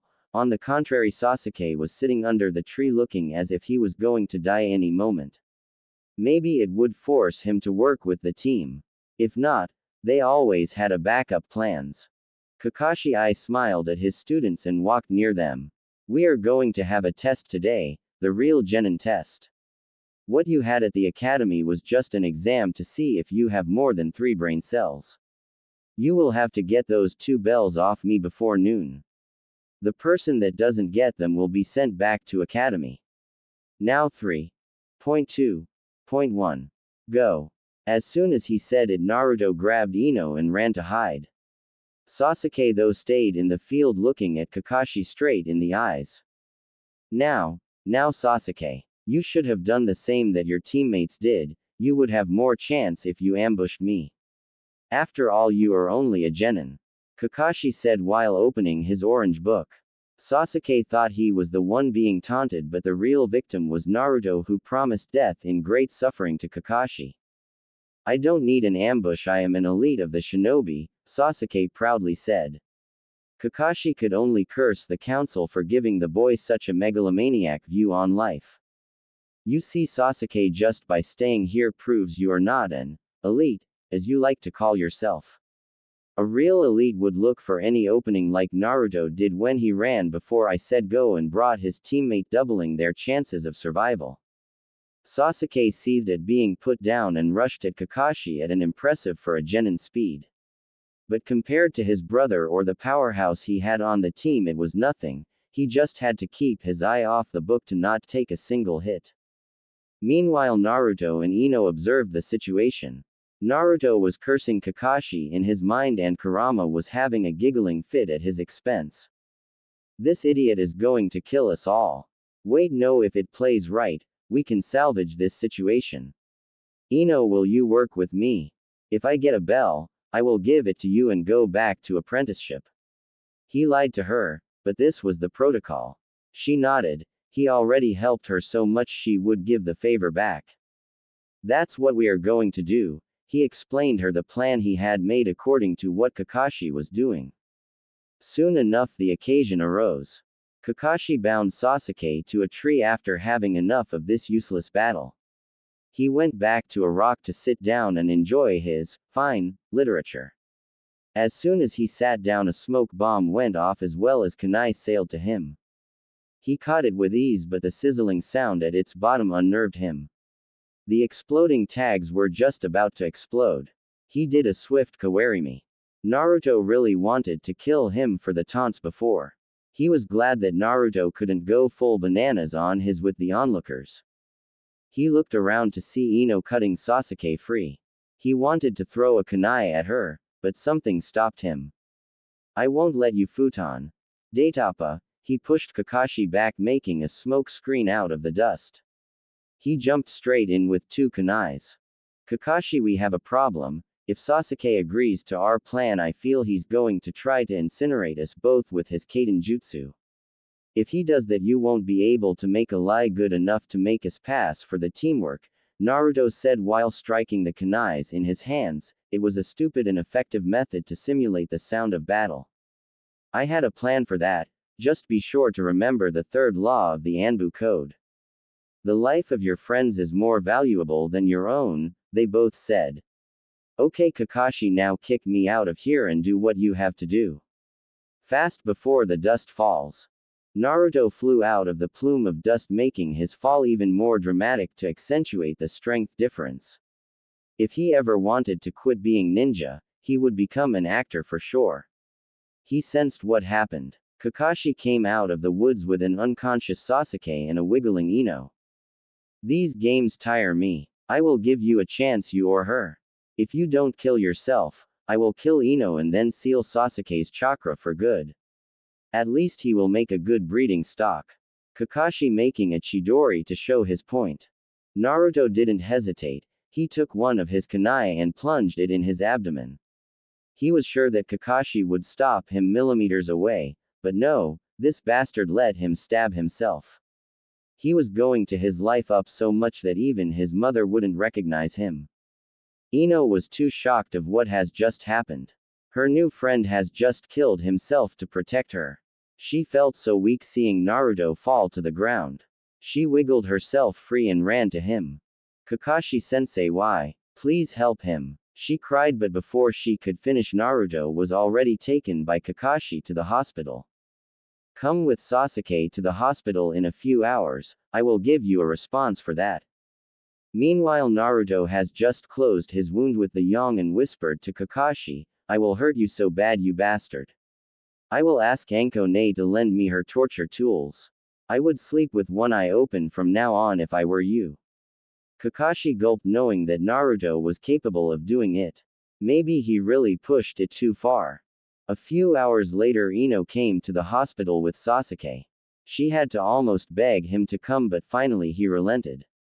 Her eyes were red and puffy, seeing time and again the scene of Naruto plunging a kunai into his stomach to save her. She came inside Naruto's room, who had useless bandage over his non-existing wound. Kakashi was on his bedside reading his orange book.